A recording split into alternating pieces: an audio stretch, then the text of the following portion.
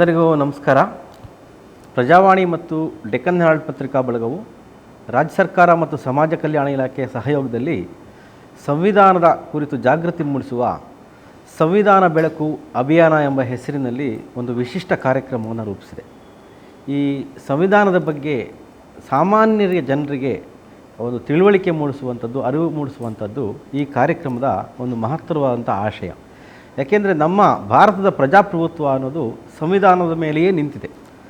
ಅಂತಹ ಹೊತ್ತಿನಲ್ಲಿ ನಮ್ಮ ಸಂವಿಧಾನ ಏನು ಕೊಟ್ಟಿದೆ ಹಕ್ಕು ಮತ್ತು ಕರ್ತವ್ಯಗಳೇನು ಎಂಬುದರ ಬಗ್ಗೆ ಅರಿವು ಮೂಡಿಸುವಂತಹ ಕೆಲಸವನ್ನು ನಾವು ರಾಜ್ಯ ಸರ್ಕಾರದ ಸಮಾಜ ಕಲ್ಯಾಣ ಇಲಾಖೆ ಜೊತೆಯಲ್ಲಿ ಸೇರಿಕೊಂಡು ರಾಜ್ಯದಾದ್ಯಂತ ಇದನ್ನು ಮಾಡ್ತಾಯಿದ್ವಿ. ಈ ಅಭಿಯಾನದ ಬೇರೆ ಬೇರೆ ಹಂತದಲ್ಲಿ ನಡೀತಾ ಇದೆ. ಅದರ ಒಂದು ಭಾಗ ಸಂವಿಧಾನದ ಒಂದೊಂದು ಪ್ರಮುಖ ಅಂಶಗಳನ್ನು ಇಟ್ಕೊಂಡು ಸರಳವಾಗಿ ವಿವರಿಸುವಂತಹ ಕಾರ್ಯಕ್ರಮವನ್ನು ನಾವು ಮಾಡ್ತಾ ಇದ್ದೇವೆ. ಇವತ್ತು ನಾವು ಬೆಂಗಳೂರಿನಲ್ಲಿ ಸಂವಿಧಾನ ನೀಡಿರುವಂತಹ ಅಭಿವ್ಯಕ್ತಿ ಸ್ವಾತಂತ್ರ್ಯ ಮತ್ತು ಪ್ರಭುತ್ವ ಎಂಬ ವಿಷಯವನ್ನು ಇಟ್ಕೊಂಡು ನಾವು ಚರ್ಚೆ ಮಾಡ್ತಾ ಇದ್ದೇವೆ. ನಮ್ಮ ಜೊತೆ ಇವತ್ತು ಚರ್ಚೆ ಮಾಡಲಿಕ್ಕೆ, ಈ ವಿಷಯದ ಕುರಿತು ಚರ್ಚೆ ಮಾಡಲಿಕ್ಕಾಗಿ ನ್ಯಾಯಮೂರ್ತಿಗಳಾದಂತಹ ಎನ್ ನಾಗಮೋಹನ್ ದಾಸ್ ಅವರಿದ್ದಾರೆ. ಇವ್ರ ಬಗ್ಗೆ ನಾವು ಹೆಚ್ಚು ಪರಿಚಯ ಮಾಡಬೇಕಾಗಿಲ್ಲ, ಏಕೆಂದರೆ ಇವರು ಈಗಾಗಲೇ ಸಂವಿಧಾನ ಓದು ಪುಸ್ತಕದ ಮೂಲಕ ಇಡೀ ರಾಜ್ಯದ ಎಲ್ಲ ಜನರನ್ನು, ಬಹುತೇಕ ಎಲ್ಲ ಮನೆಗಳನ್ನು ತಲುಪಿದ್ದಾರೆ. ಒಂದು ಸಣ್ಣ ಪುಸ್ತಕದ ಮೂಲಕ, ಸಂವಿಧಾನದ ಬಗ್ಗೆ ಅರಿವು ಮೂಡಿಸುವ ಪುಸ್ತಕದ ಮೂಲಕ. ಅದರ ಜೊತೆಗೆ ಅವರು ನ್ಯಾಯಮೂರ್ತಿಗಳಾಗಿ ಅನೇಕ ತೀರ್ಪುಗಳನ್ನು ಕೊಟ್ಟಿದ್ದಾರೆ. ಕರ್ನಾಟಕ ಸರ್ಕಾರದ ಅನೇಕ ಆಯೋಗಗಳು, ಅದು ಪ್ರಮುಖವಾಗಿ ಲಿಂಗಾಯತರಿಗೆ ಪ್ರತ್ಯೇಕ ಧರ್ಮದ ಸಂಬಂಧಪಟ್ಟಂಥ ಆಯೋಗ ಇರಬಹುದು, ಅಥವಾ ಪರಿಶಿಷ್ಟ ಜಾತಿಯಲ್ಲಿ ಒಳ ಮೀಸಲಾತಿಯನ್ನು ಕೊಡುವಂಥ ಆಯೋಗ ಇರುವಂಥದ್ದು, ಅಥವಾ ಪರಿಶಿಷ್ಟ ಪಂಗಡಗಳಲ್ಲಿ ಮೀಸಲಾತಿಯನ್ನು ಹೆಚ್ಚಳ ಮಾಡೋಕ್ಕೆ ಸಂಬಂಧಪಟ್ಟಂಥ ಆಯೋಗವನ್ನು ನೇತೃತ್ವ ವಹಿಸಿದ್ದಾರೆ. ಇನ್ನೂ ಬೇರೆ ಬೇರೆ ಆಯೋಗ ನಾನು ಹೇಳಕ್ಕೆ ಹೋಗಲ್ಲ, ಯಾಕೆಂದರೆ ಸಾಮಾಜಿಕ ನ್ಯಾಯದ ದೃಷ್ಟಿಯಿಂದ ಅವರು ಏನೇನನ್ನು ಮಾಡಿದ್ದಾರೆ ಅನ್ನುವಂಥದ್ದು ನಮ್ಮ ಪರಿಮಿತಿಯಲ್ಲಿರೋದ್ರಿಂದ ಅವರನ್ನು ಪರಿಚಯ ಮಾಡಿಸ್ತೇನೆ. ಜಸ್ಟಿಸ್ ನಾಗಮೋಹನ್ ದಾಸ್ ಅವರಿಗೆ ಸ್ವಾಗತ. ನಮಸ್ಕಾರ. ಹಾಗೆ ನಮ್ಮ ಜೊತೆ ಇನ್ನೊಬ್ಬರು ಅತಿಥಿ ಇದ್ದಾರೆ, ಪ್ರೊಫೆಸರ್ ನಟರಾಜ್ ಹೊಳಿಯಾರ್ ಅವರು. ಇವರು ಬೆಂಗಳೂರು ವಿಶ್ವವಿದ್ಯಾಲಯದ ಇಂಗ್ಲೀಷ್ ಪ್ರಾಧ್ಯಾಪಕರ ಕೆಲಸ ಮಾಡ್ತಾ ಕನ್ನಡದ ಅನೇಕ ಮಹತ್ವದ ಕೆಲಸಗಳನ್ನು ಮಾಡಿದ್ದಾರೆ. ಅವರು ಪತ್ರಕರ್ತರಾಗಿ, ಅಂಕಣಕಾರರಾಗಿ, ವಿಮರ್ಶಕರಾಗಿ, ಅನುವಾದಕರಾಗಿ ಆಫ್ರಿಕನ್ ಭಾಷೆಯ ಅನೇಕ ಕೃತಿಗಳನ್ನು ಕನ್ನಡಕ್ಕೆ ತಂದಿದ್ದಾರೆ. ತಮ್ಮದೇ ಅನೇಕ ಕೃತಿಗಳನ್ನು ತಂದಿದ್ದಾರೆ. ಕನ್ನಡದ ಒಂದು ಸಾಮಾಜಿಕ ನ್ಯಾಯ ಮತ್ತು ಕನ್ನಡದ ವಿಷಯದಲ್ಲಿ ಜಾಗೃತಿ ಮೂಡಿಸುವ ಕೆಲಸವನ್ನು ಪ್ರೊಫೆಸರ್ ನಿರಂತರವಾಗಿ ಮಾಡ್ತಾ ಇದ್ದಾರೆ. ಪ್ರೊಫೆಸರ್ ನಟರಾಜ್ ಹೊಳಿಯವರಿಗೆ ಕೂಡ ಸ್ವಾಗತ. ಹಾಗೆ ನಮ್ಮ ಜೊತೆ ಕ್ಯಾಪ್ಟನ್ ಮಣಿವಣ್ಣನವರಿದ್ದಾರೆ. ಅವರು ಸಮಾಜ ಕಲ್ಯಾಣ ಇಲಾಖೆಯ ಪ್ರಧಾನ ಕಾರ್ಯದರ್ಶಿಯಾಗಿ ಕೆಲಸ ಮಾಡ್ತಾ ಇದ್ದಾರೆ. ಕರ್ನಾಟಕದ IAS ಹಿರಿಯ ಶ್ರೇಣಿಯ ಅಧಿಕಾರಿ. ಕರ್ನಾಟಕದ ಎಲ್ಲ ಜಿಲ್ಲೆಗಳಲ್ಲಿ, ಮೈಸೂರು, ಚಿಕ್ಕಮಗಳೂರು, ಬೇರೆ ಬೇರೆ ಕಡೆ ಕೆಲಸ ಮಾಡಿ ಈಗ ಬೆಂಗಳೂರಲ್ಲಿ ಸದ್ಯ ಅವರು ಬೆಂಗಳೂರು ಅಭಿವೃದ್ಧಿ ಪ್ರಾಧಿಕಾರದ ಆಯುಕ್ತರಾಗಿ ಕೂಡ ಕೆಲಸ ಮಾಡ್ತಾ ಇದ್ದಾರೆ.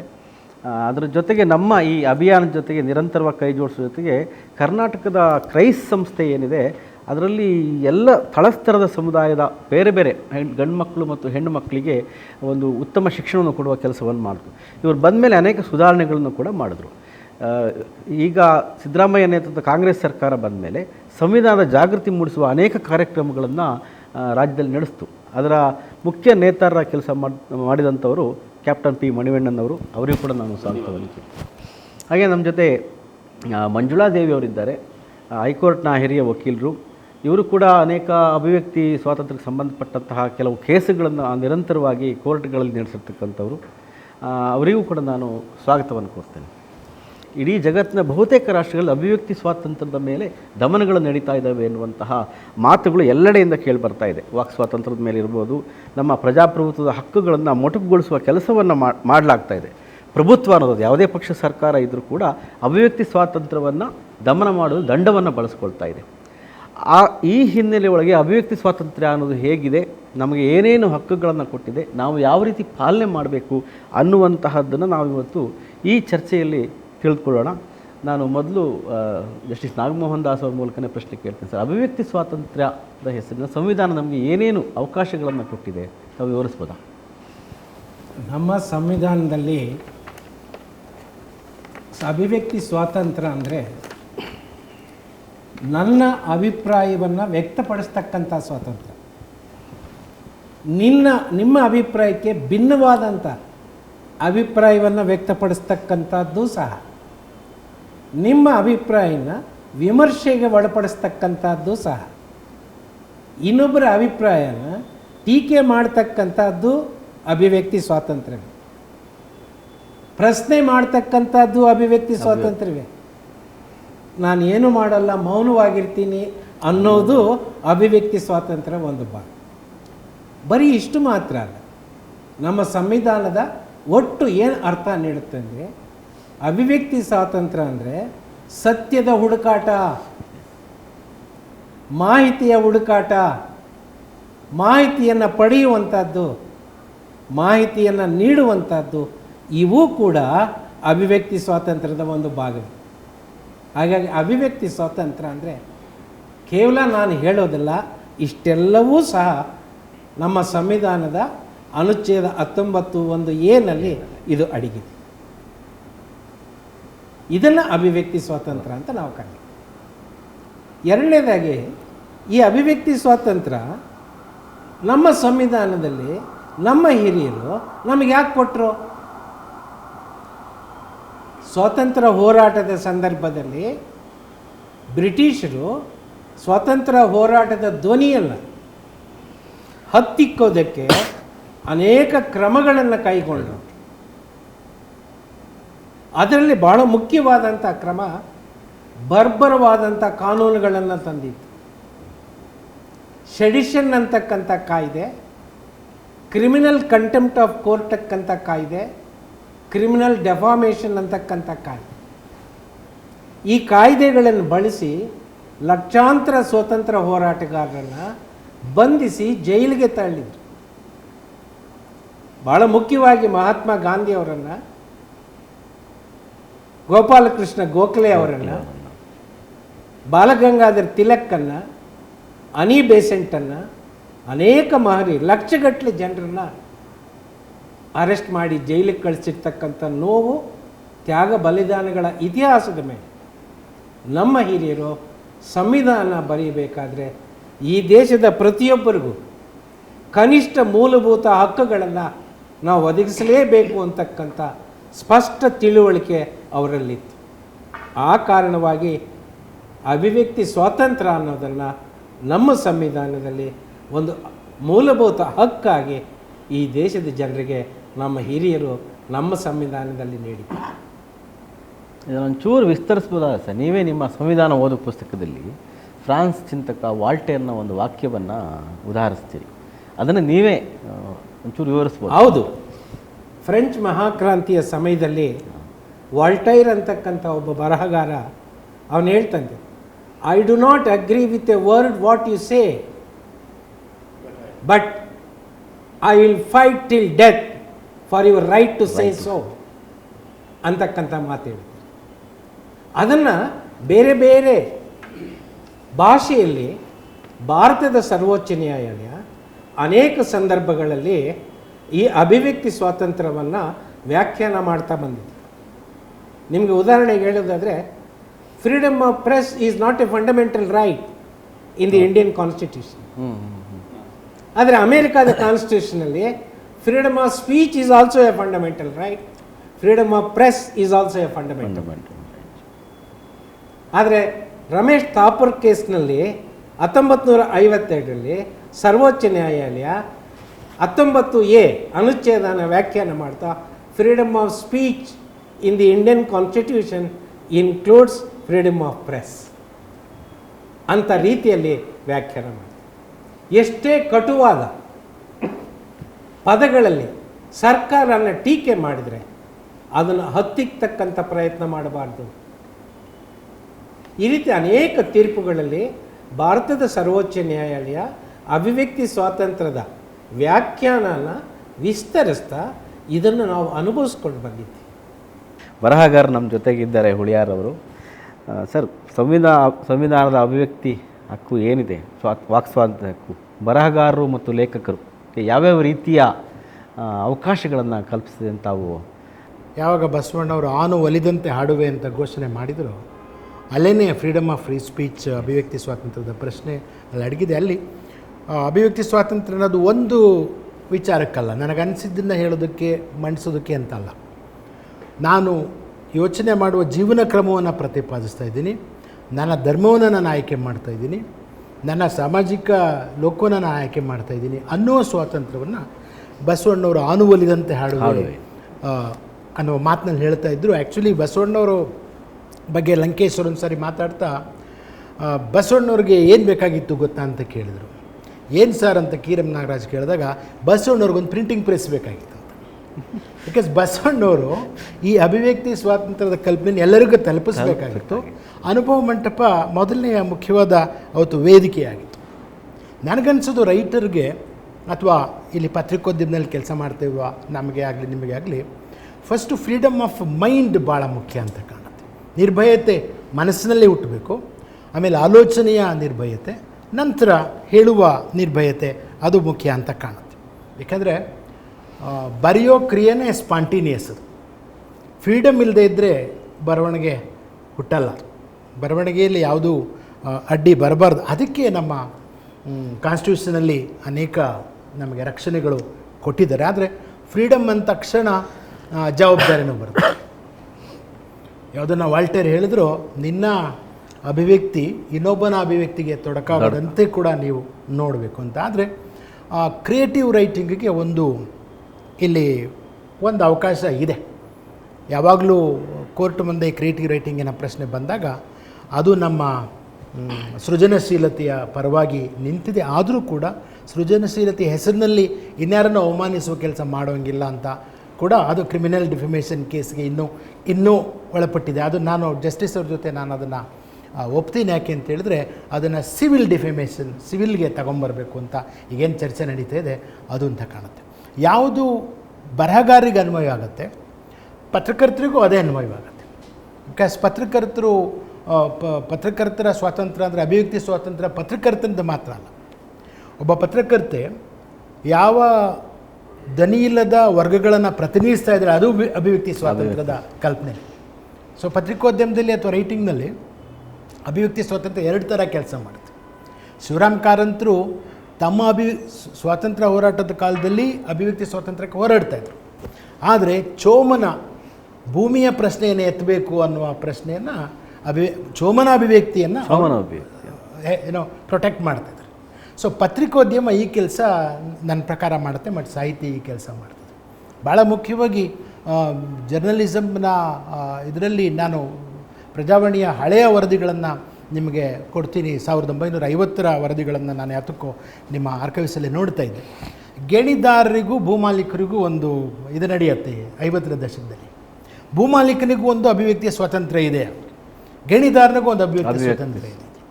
ಸೊ ಒಬ್ಬ ಪತ್ರಕರ್ತ ಅಥವಾ ಒಂದು ಪತ್ರಿಕೆ ಯಾರನ್ನು ಸಪೋರ್ಟ್ ಮಾಡಬೇಕು, ಯಾರ ಅಭಿವ್ಯಕ್ತಿಯನ್ನು ಸಪೋರ್ಟ್ ಮಾಡಬೇಕು, ಅಲ್ಲಿ ಪ್ರಶ್ನೆ ಬರುತ್ತೆ. ಅಭಿವ್ಯಕ್ತಿ ಸ್ವಾತಂತ್ರ್ಯಕ್ಕೂ ಜಸ್ಟಿಸ್ಗೂ ಸಂಬಂಧ, ಅಭಿವ್ಯಕ್ತಿ ಸ್ವಾತಂತ್ರ್ಯಕ್ಕೂ ಸೋಷಿಯಲ್ ಜಸ್ಟಿಸ್ಗೂ ಸಂಬಂಧ. ಸೊ ಎರಡನ್ನೂ ಕನೆಕ್ಟ್ ಮಾಡಿ ನಾನು ಜಸ್ಟಿಸ್ ಹೇಳುವ ಒಂದು ಕ್ರಮ ಅವರು ಲೀಗಲ್ ದೃಷ್ಟಿಯಿಂದ ಹೇಳ್ತಾ ಇದ್ದಾರೆ. ನಾನೊಬ್ಬ ಕ್ರಿಯೇಟಿವ್ ರೈಟರ್ ದೃಷ್ಟಿಯಿಂದ ನೋಡಿದ್ರೆ ನನ್ನ ಪಾತ್ರಗಳ ಸೃಷ್ಟಿಗೆ, ನನ್ನ ನಿರೂಪಣೆಯ ಸೃಷ್ಟಿಗೆ ನನಗೆ ನಿರಂತರವಾಗಿ ಇದು ಸ್ವಾತಂತ್ರ್ಯ ಬೇಕಾಗುತ್ತೆ. ಸೊ ಸ್ವಾತಂತ್ರ್ಯ ಇಲ್ಲ ಅಂದ ತಕ್ಷಣ ನನ್ನ ಕೈ ಕಟ್ಟುತ್ತೆ. ಸೊ ಇದರ ವಿರುದ್ಧ ನಡೀತಾ ಇರುವ ದಾಳಿ ಏನಿದೆ ಅದಕ್ಕೆ ಕೇವಲ ಪತ್ರಿಕೋದ್ಯಮಿಗಳು ಅಥವಾ ಲೇಖಕಿಯರು ಅಥವಾ ಲಾಯರ್ಸು ಮಾತ್ರ ಪ್ರೊಟೆಸ್ಟ್ ಮಾಡೋದಾಗೋದಿಲ್ಲ. ಯಾವುದನ್ನು ಅಮೇರಿಕಾ ಅನ್ನೋದು ಫ್ರೀಡಮ್ ಆಫ್ ಫ್ರೀ ಸ್ಪೀಚ್ನ ಉತ್ತುಂಗದಲ್ಲಿದೆ ಅಂತ ಹೇಳ್ತಾರೆ. ಆದರೆ ಇವತ್ತಿಗೂ ಕೂಡ ಅಧ್ಯಕ್ಷನನ್ನು ಬಹುವಾಗಿ ಟೀಕೆ ಮಾಡುವ ಕಾಮಿಡಿಗಳು ಬರ್ತಾಯಿದೆ. ಭಾರತದಲ್ಲಿಯೂ ಆ ರೀತಿ ಕಾಮಿಡಿಗಳಿದೆ. ಇವೆಷ್ಟೇ ಹೇರಿದ್ರೂ ಕೂಡ ಭಾರತದಲ್ಲಿ ಈ ಕಾಮಿಡಿಯ ಸ್ವಾತಂತ್ರ್ಯ ಇದೆಯಲ್ಲ, ತಮಾಷೆ ಮಾಡುವ ಸ್ವಾತಂತ್ರ್ಯ, ಅವ್ರು ಎಷ್ಟೇ ಕಷ್ಟ ಹಾಡುವ ಸ್ವಾತಂತ್ರ್ಯ. ಇವತ್ತು ಕೋರ್ಟ್ನಲ್ಲಿ ರಾಥೋರ್ ಅವರ ಕೇಸ್ ನಡೀತಾ ಇದೆ ಅಲ್ವಾ. ಸೊ ಆ ಸ್ವಾತಂತ್ರ್ಯನ ಉಳಿಸ್ಕೊಳ್ಳೋದಕ್ಕೆ ಹೊಸ ತಲೆಮಾರು ಸಿದ್ಧವಾಗ್ತಾಯಿದೆ. ನನಗೆ ಇದು ಭಾಳ ಆಶಾದಾಯಕ. ಭಾರತ ಹಳಬರು ಈಗಾಗಲೇ ಒಂಥರ ಕಾಂಪ್ರಮೈಸ್ ಮಾಡ್ಕೊಂಡ್ಬಿಟ್ಟು ಈಗ ನಮ್ಮದು ಮುಗೀತು ಅನ್ನೋ ರೀತಿ ಇದ್ದಾರೆ. ಆದರೆ ಹೊಸ ತಲೆಮಾರು ಅದು ನಾನು ಹೇಳ್ತಾ ಇರೋದು ಇಂಡಿವಿಜುವಲ್ ಆಗಿ, ಮಾಸ್ ಲೆವೆಲಲ್ಲ. ಒಬ್ಬೊಬ್ಬರೇ ಪ್ರೊಟೆಸ್ಟ್ ಮಾಡ್ತಾಯಿದ್ರಲ್ಲ, ಒಬ್ಬೊಬ್ಬರೇ ತಮ್ಮ ಅಭಿಪ್ರಾಯ ವ್ಯಕ್ತಪಡಿಸ್ತಿದ್ರಲ್ಲ, ಅಲ್ಲಿ ಅಭಿವ್ಯಕ್ತಿ ಸ್ವಾತಂತ್ರ್ಯವನ್ನು ಭಾಳ ಚೆನ್ನಾಗಿ ಬಳಸುವ ಕೆಲಸ ನಡೀತಿದೆ. ಒಂದು ನ್ಯೂ ಜನ್ರೇಷನ್ ಅಭಿವ್ಯಕ್ತಿ ಸ್ವಾತಂತ್ರ್ಯದ ಬಗ್ಗೆ ಪಕ್ಕ ಏನು ತಿಳಿಬೇಕಾಗಿದೆ ಅಂತ ಹೇಳಿದ್ರೆ ಅದು ಸ್ವಲ್ಪ ವ್ಯವಸ್ಥಿತವಾಗಿ ಅದನ್ನು ವೈಜ್ಞಾನಿಕವಾಗಿ ಸ್ಟಡಿ ಮಾಡಿ ಅದನ್ನು ಬೆಳೆಸಬೇಕು ಅಂತ ನನಗೆ ಅನಿಸುತ್ತೆ. ಅದೇ ಪ್ರೊಫೆಸರ್ ಅವರು ಒಂದು ಮಾತನ್ನು ಹುಳಿಯಾರವರ ಆರಂಭದಲ್ಲಿ ನೀವು ಪ್ರಸ್ತಾಪ ಮಾಡಿದ್ರಿ, ದೈಹಿಕ ಬಂಧನ ಬದಲಿಗೆ ಮಾನಸಿಕವಾದಂಥ ಅಭಿವ್ಯಕ್ತಿ ಸ್ವಾತಂತ್ರ್ಯ ಇರಬೇಕು ಅಂತೇಳಿ. ರೂಟ್ಸ್ ಕಾದಂಬರಿಯ ಆರಂಭದಲ್ಲೂ ಒಂದು ಚರ್ಚೆ ಬರುತ್ತೆ. ಅಲ್ಲಿ ಸರ್ ಬ್ರಿಟಿಷರು ಅಲೆಕ್ಸ್ ಹೀಲಿದು ಎಲ್ಲರನ್ನೂ ಪ್ರಾಣಿಗಳ ಥರ ಬೇಟೆಯಾಡಿ ಕೈಕಾಲು ಕಟ್ಟಾಕಿ ತಂದು ಬೇರೆ ಬೇರೆ ದೇಶಗಳಿಗೆ ಗುಲಾಮರನ್ನು ಮಾರ್ತಾಯಿದ್ರು. ಆದರೆ ಅವರು ಅಲ್ಲಿಯ ಕಾಡು ಮನುಷ್ಯರು ಏನಿದ್ದಾರೆ ಅಲ್ಲಿಯ ಕಾಡು ಪ್ರಾಣಿಗಳಿಗೆ ಹೆದರ್ತಾ ಇರಲಿಲ್ವಂತೆ. ಅವ್ರು ಹೆದರ್ತಾ ಇದ್ದು ಯಾರಿಗೆ ಅಂದರೆ ಮನುಷ್ಯರು ಕಂಡ್ರೆ ಓಡೋಗ್ತಾ ಇದ್ರಂತೆ. ನೀವು ಅಂಡಮಾನ್ ನಿಕೋಬಾರ್ಲಿ ಕೂಡ ಅದನ್ನೇ ನೋಡ್ತೀವಿ. ಅಂದರೆ ಅವ್ರಿಗೆ ಕಟ್ಟಿ ಹಾಕೋದು ಅವರ ಬಂಧನ ಆಗಿರಲಿಲ್ಲ, ಅವರ ಮನಸ್ಸನ್ನು ಹಿಡಿದು ಧ್ವಂಸ ಮಾಡೋದಿದೆಯಲ್ಲ, ಅದು ಅಭಿವ್ಯಕ್ತಿ ಸ್ವಾತಂತ್ರ್ಯದ ಅರಳುವ ಕೆಲಸವನ್ನು ತಡೆ ಹಿಡಿತದೆ ಅಂತ. ಆ ಪ್ರಶ್ನೆಯನ್ನು ಮುಂದುವರಿಸೋದ್ರೆ ನಮ್ಮ ಕರ್ನಾಟಕ ಸರ್ಕಾರ ಮತ್ತು ಸಮಾಜ ಕಲ್ಯಾಣ ಇಲಾಖೆ ಕಳೆದ 2 ವರ್ಷಗಳಿಂದ, ಅದು ಪ್ರಜಾಪ್ರಭುತ್ವ ಜಾಗೃತಿ ದಿನ ಇರಬಹುದು, ಸಂವಿಧಾನ ಜಾಗೃತಿ ಬಗ್ಗೆ ಇರಬಹುದು, ಬೇರೆ ಬೇರೆ ಕಾರ್ಯಕ್ರಮಗಳನ್ನು ಸಮಾಜ ಕಲ್ಯಾಣ ಇಲಾಖೆ ಹಮ್ಮಿಕೊಂಡಿದೆ. ಸೊ ಅದ್ರ ಬಗ್ಗೆ ಕ್ಯಾಪ್ಟನ್ ಮಣಿವೇಣ್ಣವ್ರು ಸ್ವಲ್ಪ ವಿವರಿಸ್ಬೋದು ಅಂತ ಅನಿಸುತ್ತೆ. ನೀವು ಏನೇನು ಕಾರ್ಯಕ್ರಮ ಮಾಡಿದ್ರಿ ಕಳೆದ? ಧನ್ಯವಾದಗಳು ಸರ್. ಈಗ ನ್ಯಾಯಮೂರ್ತಿ ಸಾಹೇಬರು ಮತ್ತು ಪ್ರೊಫೆಸರ್ ಇಬ್ಬರು ತುಂಬ ಚೆನ್ನಾಗಿ ಹೇಳಿದರು. ಈ ಒಂದು ಕಾನ್ಸೆಪ್ಟು ಹೇಗೆ ನ್ಯಾಯಮೂರ್ತಿಯವರು ಗೊತ್ತಿರುತ್ತೆ, ಇವರು ಗೊತ್ತಿದೆ, ಈ ಬಗ್ಗೆ ನೀವು ಶಾಲಾ ಮಕ್ಕಳಿಗೆ ಹೋಗಿ ಪ್ರಶ್ನೆ ಮಾಡ್ತೀರ ಅಂದರೆ ಅವ್ರಿಗೆ ವರ್ಡ್ ಗೊತ್ತಿದೆ, ಪದ ಗೊತ್ತಿದೆ, ಅದು ಇಂಪಾರ್ಟೆನ್ಸ್, ಸಿಗ್ನಿಫಿಕೆನ್ಸ್ ಅವ್ರಿಗೂ ಅಷ್ಟು ಅರಿವಿಲ್ಲ. ಯಾಕೆಂದರೆ ಅವರು ರೂಢಿಯಾಗಿ ಬೆಳೆದಿದ್ದಾರೆ. They are free, they are almost equal. ಅದರಿಂದ ಅವ್ರಿಗೂ ಆ ಬಗ್ಗೆ ಅಷ್ಟು ಜ್ಞಾನ ತಲೆಗೆ ಅವ್ರಿಗೆ ಹೋಗಿ ಥಿಂಕ್ ಮಾಡಲಿಕ್ಕೆ ನೀವು ಹೇಳಿದ್ರಲ್ಲ, their mind is being diverted to many other things. ಈಗ ಓದುವಾಗ ಕೂಡ ನಾವು ಕೂಡ ಬರುವಾಗ ಹೇಳಿದರು, ನೀವು ಇಂಜಿನಿಯರ್ ಆಗಬೇಕು, ಡಾಕ್ಟರ್ ಆಗಬೇಕು ಅಂತ ಹೇಳ್ತಾರೆ. ಯಾರು ಕೂಡ you should be a good human being, ಅಂದರೆ you should know the concept of equality, liberty, fraternity. ಈ ಪದ what is the meaning of it, ಯಾಕೆ ಸಂವಿಧಾನದಲ್ಲಿ ಸೇರಿಸಿದ್ದಾರೆ ಪ್ರಿಯಾಂಬಲ್ ಎಂದು ಹೇಳುವಾಗ ಕ್ವಶನ್ಗೆ ಉತ್ತರ ಬರಲಿಕ್ಕೆ any college and school you go, we don't find the answers. So ಈ ಒಂದು this generation is going to rule this country actually.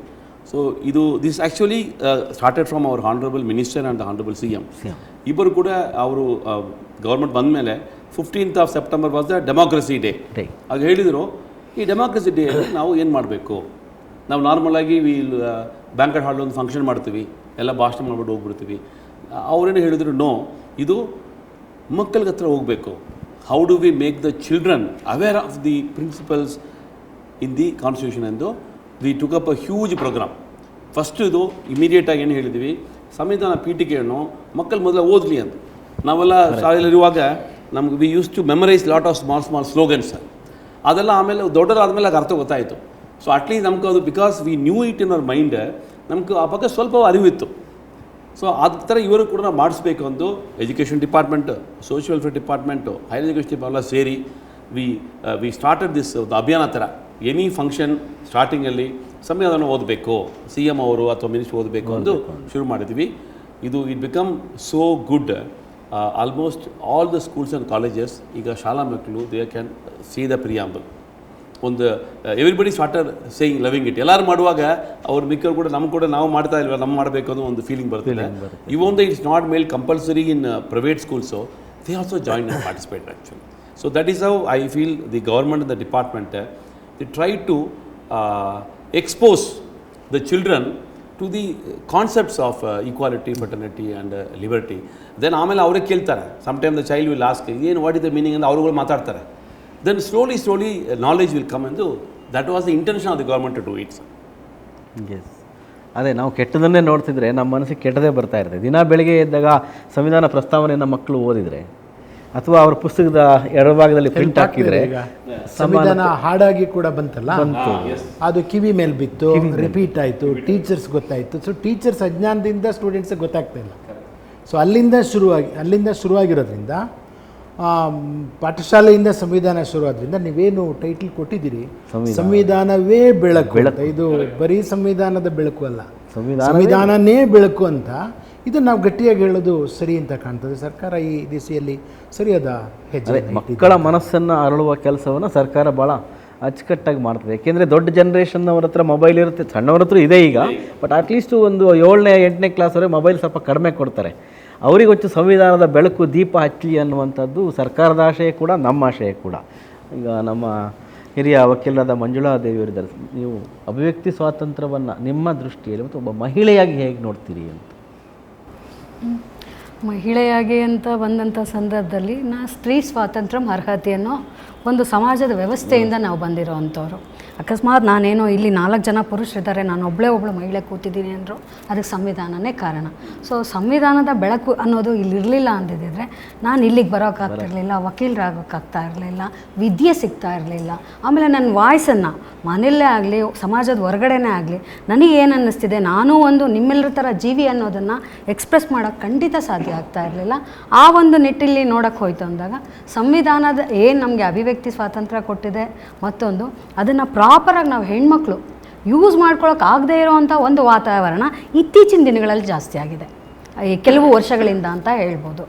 ಯಾಕೆ ಅಂತ ಹೇಳಿದ್ರೆ ಈಗ ಸೋಷಿಯಲ್ ಮೀಡಿಯಾಸ್ ಜಾಸ್ತಿ ಆಗಿದೆ, ಫೇಸ್ಬುಕ್ಕು, ಟ್ವಿಟರ್, ಈಗೇನು ನೀವು ಮಾಡ್ತಾ ಇದ್ದೀರಾ ಇದರಲ್ಲಿ ನಮಗೇನೋ ಒಂದು ಅನಿಸುತ್ತೆ, ಹೆಣ್ಮಕ್ಳು ಒಂದು ಪ್ರತಿಕ್ರಿಯೆ ಕೊಡ್ತೀವಿ. ಪ್ರತಿಕ್ರಿಯೆ ಕೊಟ್ಟಂಥ ಸಂದರ್ಭದಲ್ಲಿ ಅದಕ್ಕೆ ಕಾಮೆಂಟ್ಸ್ ಬರುತ್ತಲ್ಲ, ಅದನ್ನು ಡೈಜೆಸ್ಟ್ ಮಾಡ್ಕೊಳ್ಳೋ ಕೆಪಾಸಿಟಿ ಹೆಣ್ಮಕ್ಳಿಗಿರಲ್ಲ.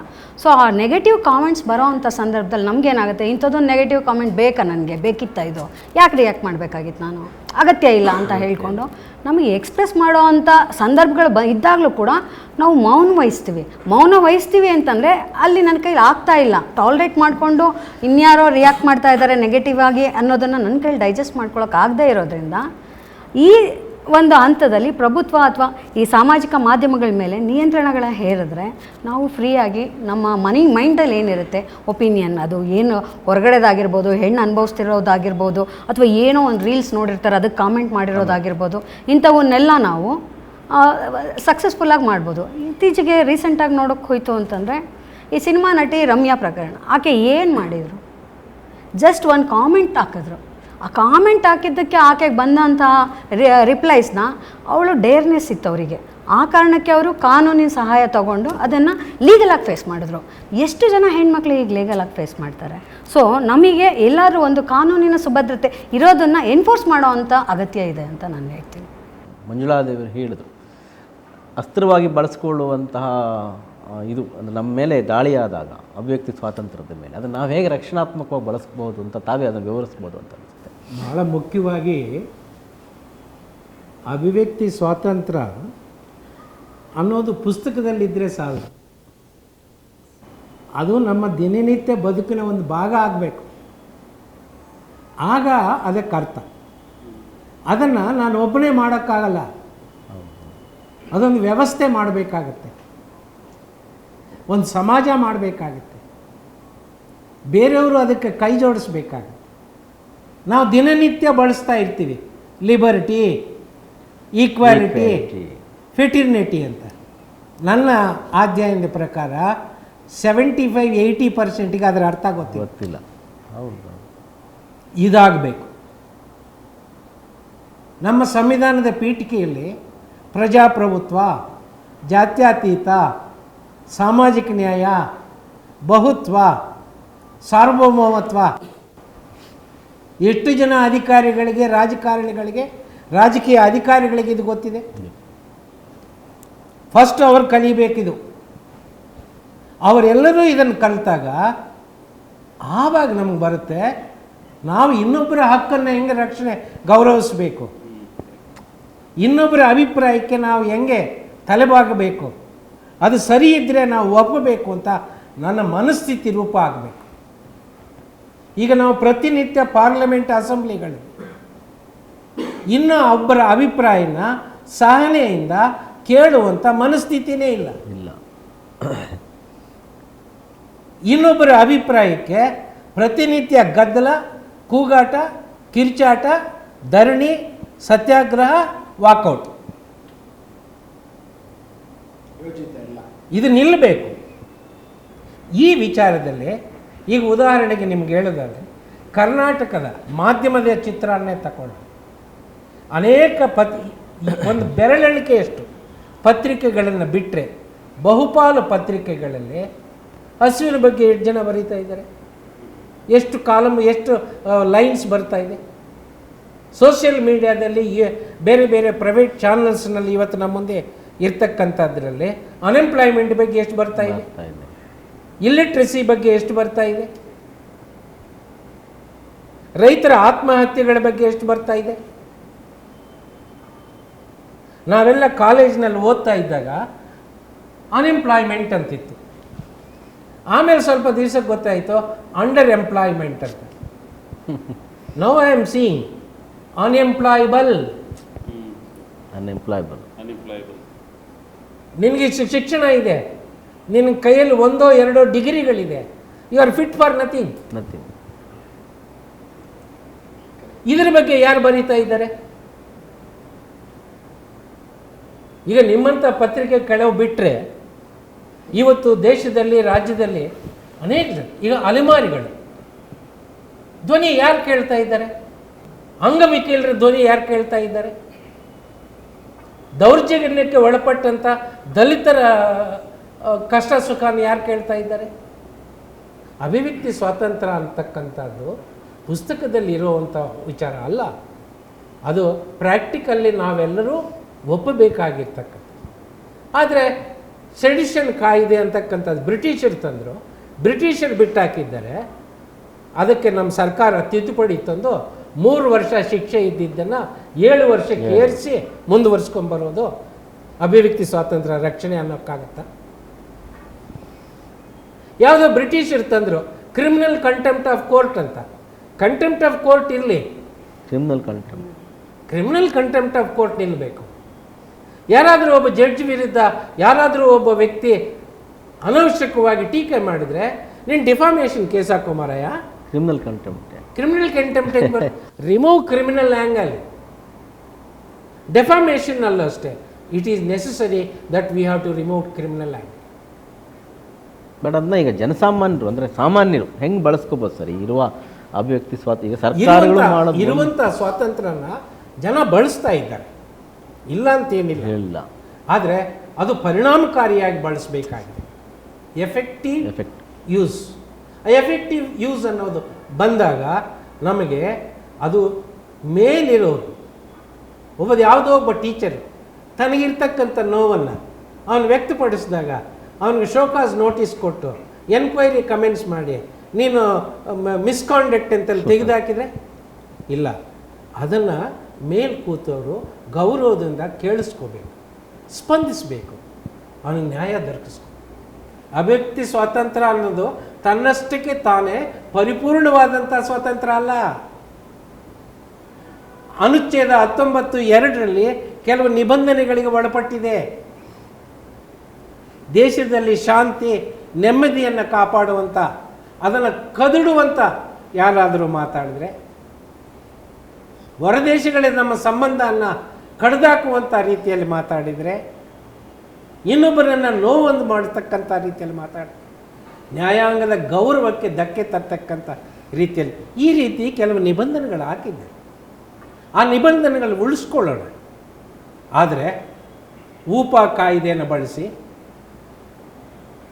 ನ್ಯಾಷನಲ್ ಸೆಕ್ಯೂರಿಟಿ ಆ್ಯಕ್ಟನ್ನು ಬಳಸಿ, ಎನ್ಫೋರ್ಸ್ಮೆಂಟ್ ಡೈರೆಕ್ಟರೇಟ್ ಆ್ಯಕ್ಟನ್ನು ಬಳಸಿ, ಇಂಥ ಕಾಯ್ದೆಗಳನ್ನು ಬಳಸಿ, ಸೆಡಿಷನ್ ಕಾಯ್ದೆಯನ್ನು ಬಳಸಿ ಜನರ ಹಕ್ಕುಗಳನ್ನು ಹತ್ತಕ್ಕೋದು ಅಂದರೆ, ಯಾವುದೋ ನನಗೆ ಇಷ್ಟ ಇಲ್ಲ ಸಿನಿಮಾದ ಅಂತಂದರೆ ಅದನ್ನು ಬ್ಯಾನ್ ಮಾಡಿ ಅಂತ, ಪುಸ್ತಕಗಳನ್ನು ಬ್ಯಾನ್ ಮಾಡಿ ಅಂತ, ಪ್ರಶ್ನೆ ಮಾಡಿದವರನ್ನು ಜೈಲ್ಗೆ ಹಾಕ್ತಕ್ಕಂಥ, ಜೈಲಿನಲ್ಲಿರೋರನ್ನು ಎನ್ಕೌಂಟರ್ನಲ್ಲಿ ಸಾಯಿಸ್ತಕ್ಕಂಥ. I am not just referring not only to India, this is where throughout the world. Correct, ಜಗತ್ತಿನ ಎಲ್ಲ ದೇಶಗಳಲ್ಲೂ ಈ ಥರ ಸಾಮಾನ್ಯ. ನಿನ್ನೆ ಪತ್ರಿಕೆಯಲ್ಲಿ ನಾನು ಓದ್ತಾ ಇದ್ದೆ, ಕಳೆದ 2 ವರ್ಷಗಳಲ್ಲಿ 200 ಪತ್ರಕರ್ತರನ್ನು ಸತ್ಯದ ಸುದ್ದಿ ಏನು ಅಂತ ವರದಿ ಮಾಡೋದಕ್ಕೆ ಗಾಜಾಗೆ ಹೋದವರನ್ನು ಕೊಂದಾಕಿದ್ದಾರಲ್ರಿ. ಏನಾಯ್ತು ನಮ್ಮ ಅಭಿವ್ಯಕ್ತಿ ಸ್ವಾತಂತ್ರ್ಯ? ನಮಗೆ ನೋಬೆಲ್ ಪ್ರಶಸ್ತಿ ಬೇಕು ಅಂತ ಕೇಳಿದ್ದೇ ಕೇಳಿದ್ದು. 200 ಜನ ಮುಗ್ಧರನ್ನು ಸಾಯಿಸ್ತಕ್ಕಂಥದ್ದು ಯಾರೂ ಮಾತಾಡ್ತಾನೆ ಇಲ್ವೇ? It is not just killing, there are so many. ಇವತ್ತು ಮಾಧ್ಯಮದ ಕೆಲವು ಮಿತ್ರರು ಅಂತಾರಾಷ್ಟ್ರೀಯ ವೇದಿಕೆಗಳಲ್ಲಿ ನೀವು ಮಾಧ್ಯಮ ಅಂತ ಒಂದು ಐಡೆಂಟಿಟಿ ಬ್ಯಾಡ್ಜ್ ಹಾಕ್ಕೊಂಡು ಓಡಾಡೋಂಗಿಲ್ಲ. Your identification as a media person is a very dangerous situation to you ಅನ್ನೋ ಸ್ಥಿತಿಯಲ್ಲಿ ನಾವಿದ್ದೇವೆ. ಇದನ್ನು ಸ್ವಲ್ಪ ವಿಸ್ತರಿಸೋಣ ಸರ್. ಈಗ ಇಡೀ ಇದರಲ್ಲಿ ಭಯದ ವಾತಾವರಣ, ಭೀತಿಯ ವಾತಾವರಣ, ಭಯ ಮತ್ತು ಭೀತಿಯ ವಾತಾವರಣದಲ್ಲಿ ನಾವು ನನ್ನ ಅಭಿಪ್ರಾಯನೇ ಹೆಂಗೆ ವ್ಯಕ್ತಪಡಿಸೋದು? ಅದನ್ನು ಎಲಿಮಿನೇಟ್ ಮಾಡಬೇಕು. ಅದು ಬಹುದೊಡ್ಡ ಕರ್ತವ್ಯ ಸರ್ಕಾರದ. It is the obligation of the state to remove the fear among the minds of masses to ensure the freedom of expression. ಅದು ಬೇಕು. ಅದೇ ನೀವು ಪ್ರೊಫೆಸರ್ ಹುಳಿಯಾರ್ ಅವರು ಹೇಳಿದ್ದನ್ನು ವಿಸ್ತರಿಸಿ ಅಲಕ್ಷಿತ ಸಮುದಾಯದ ಮತ್ತು ಶೋಷಿತರ ಧ್ವನಿಯನ್ನು ಮುನ್ನೆಲೆಗೆ ತರುವಂಥ ಕೆಲಸ ಆಗಬೇಕು ಅಂತ ಅವ್ರು ವಿಸ್ತರಿಸಿ ಅದು ಸರ್ಕಾರ ಏನು ಮಾಡಬೇಕು ಅಂತ. ನಿಮ್ಮ ಮುಂದಿನ ಪ್ರಶ್ನೆ ಅದೇ ಸರ್ಕಾರಗಳು ಅಥವಾ ಪ್ರಭುತ್ವ ಅನ್ನೋದು ಅಭಿವ್ಯಕ್ತಿ ಸ್ವಾತಂತ್ರ್ಯ ಕಾಪಾಡುವಲ್ಲಿ ಏನು ಮಾಡಬೇಕಾಗಿದೆ ಅಂತ ಅವರು ಏನು ಮಾಡ್ತಾ ಇದ್ದಾವೆ ಅಂತ ಹೇಳಿದ್ರು ಜಸ್ಟಿಸ್ ಅವರು. ಪ್ರಭುತ್ವ ಕಾನ್ಸ್ಟಿಟ್ಯೂಷನಲ್ಲಿ ಏನಿದೆ ಅಷ್ಟು ನೋಡಿ ನ್ಯೂಟ್ರಲ್ ಆಗಿದ್ದರೆ ಸಾಕು ಅಂತ. ಅದನ್ನೇನೂ ಮಾಡಬೇಕಾದ್ದಿಲ್ಲ, ಆ್ಯಕ್ಚುಲಿ ಮಾಡಬೇಕಾದ್ದಿಲ್ಲ. ಲೆಟರ್ ಆ್ಯಂಡ್ ಸ್ಪಿರಿಟಲ್ಲಿ ಕಾನ್ಸ್ಟಿಟ್ಯೂಷನ್ ಅದನ್ನ ಅದು ಇದು ಮಾಡಿದ್ರೆ ಸಾಕಾಗುತ್ತೆ. ಬಟ್ ಅದಾಗ್ತಾ ಇಲ್ಲ. ಯಾಕೆ ಅಂತ ಹೇಳಿದ್ರೆ ವಿರೋಧ ಪಕ್ಷದಲ್ಲಿದ್ದಾಗ ಇವರಿಗೆ ಸಂಪೂರ್ಣ ಅಭಿವ್ಯಕ್ತಿ ಸ್ವಾತಂತ್ರ್ಯ ಬೇಕು. ಪ್ರಭುತ್ವಕ್ಕೆ ಹೋದ ತಕ್ಷಣ ಅಭಿವ್ಯಕ್ತಿ ಸ್ವಾತಂತ್ರ್ಯ ಇದು ಎಲ್ಲ ಪಕ್ಷಗಳ ಹಣೆ ಬರ. ಆಮೇಲೆ ಜಸ್ಟಿಸ್ ಅವರು ಹೇಳ್ತಾ ಇದ್ದಾರೆ ಜುಡಿಷಿಯರಿ ಕೂಡ ಇಂಥ ಇಶ್ಯೂಗಳನ್ನು ಭಾಳ ಸೂಕ್ಷ್ಮವಾಗಿ ನೋಡುತ್ತೆ ಅಂತ ಹೇಳಕ್ಕೆ ಬರೋದಿಲ್ಲ. ಸ್ವತಃ ಜಸ್ಟಿಸ್ ನಾಗಮೋಹನ್ ದಾಸ್ ಅವರೇ Hulikal Nataraj case versus state of ಕರ್ನಾಟಕವನ್ನು ಅವ್ರು ಹ್ಯಾಂಡಲ್ ಮಾಡಿದರು. ಅಲ್ಲಿ ಭಾಳ ಮುಖ್ಯವಾದ ಅಭಿವ್ಯಕ್ತಿ ಸ್ವಾತಂತ್ರ್ಯದ ಒಂದು ಕೇಸ್ ಅವರು ಕೊಟ್ಟಿರೋದು ಭಾಳ ಲ್ಯಾಂಡ್ಮಾರ್ಕ್ ಜಡ್ಜ್ಮೆಂಟ್ ಅಂತ ನಾನು ಓದಿದ್ದೀನಿ. ಅದು ಅಲ್ಲಿ ಹುಲಿಕಲ್ ನಟರಾಜ್ ಅವರ ಪವಾಡ ಬಯಲು ಮಾಡುವ ಹಕ್ಕನ್ನು ಇವರ ಜಸ್ಟಿಸ್ ಅವರ ಜಡ್ಜ್ಮೆಂಟು ಅಭಿವ್ಯಕ್ತಿ ಸ್ವಾತಂತ್ರ್ಯದ ಅಡಿ ರಕ್ಷಣೆ ಮಾಡಿದೆ, ನಾನು ಓದಿದ್ದೀನಿ. ಸೊ ಇದು ಜುಡಿಷಿಯರಿನಲ್ಲಿ ಇದು ಆಗ್ತಾ ಇರಬೇಕು.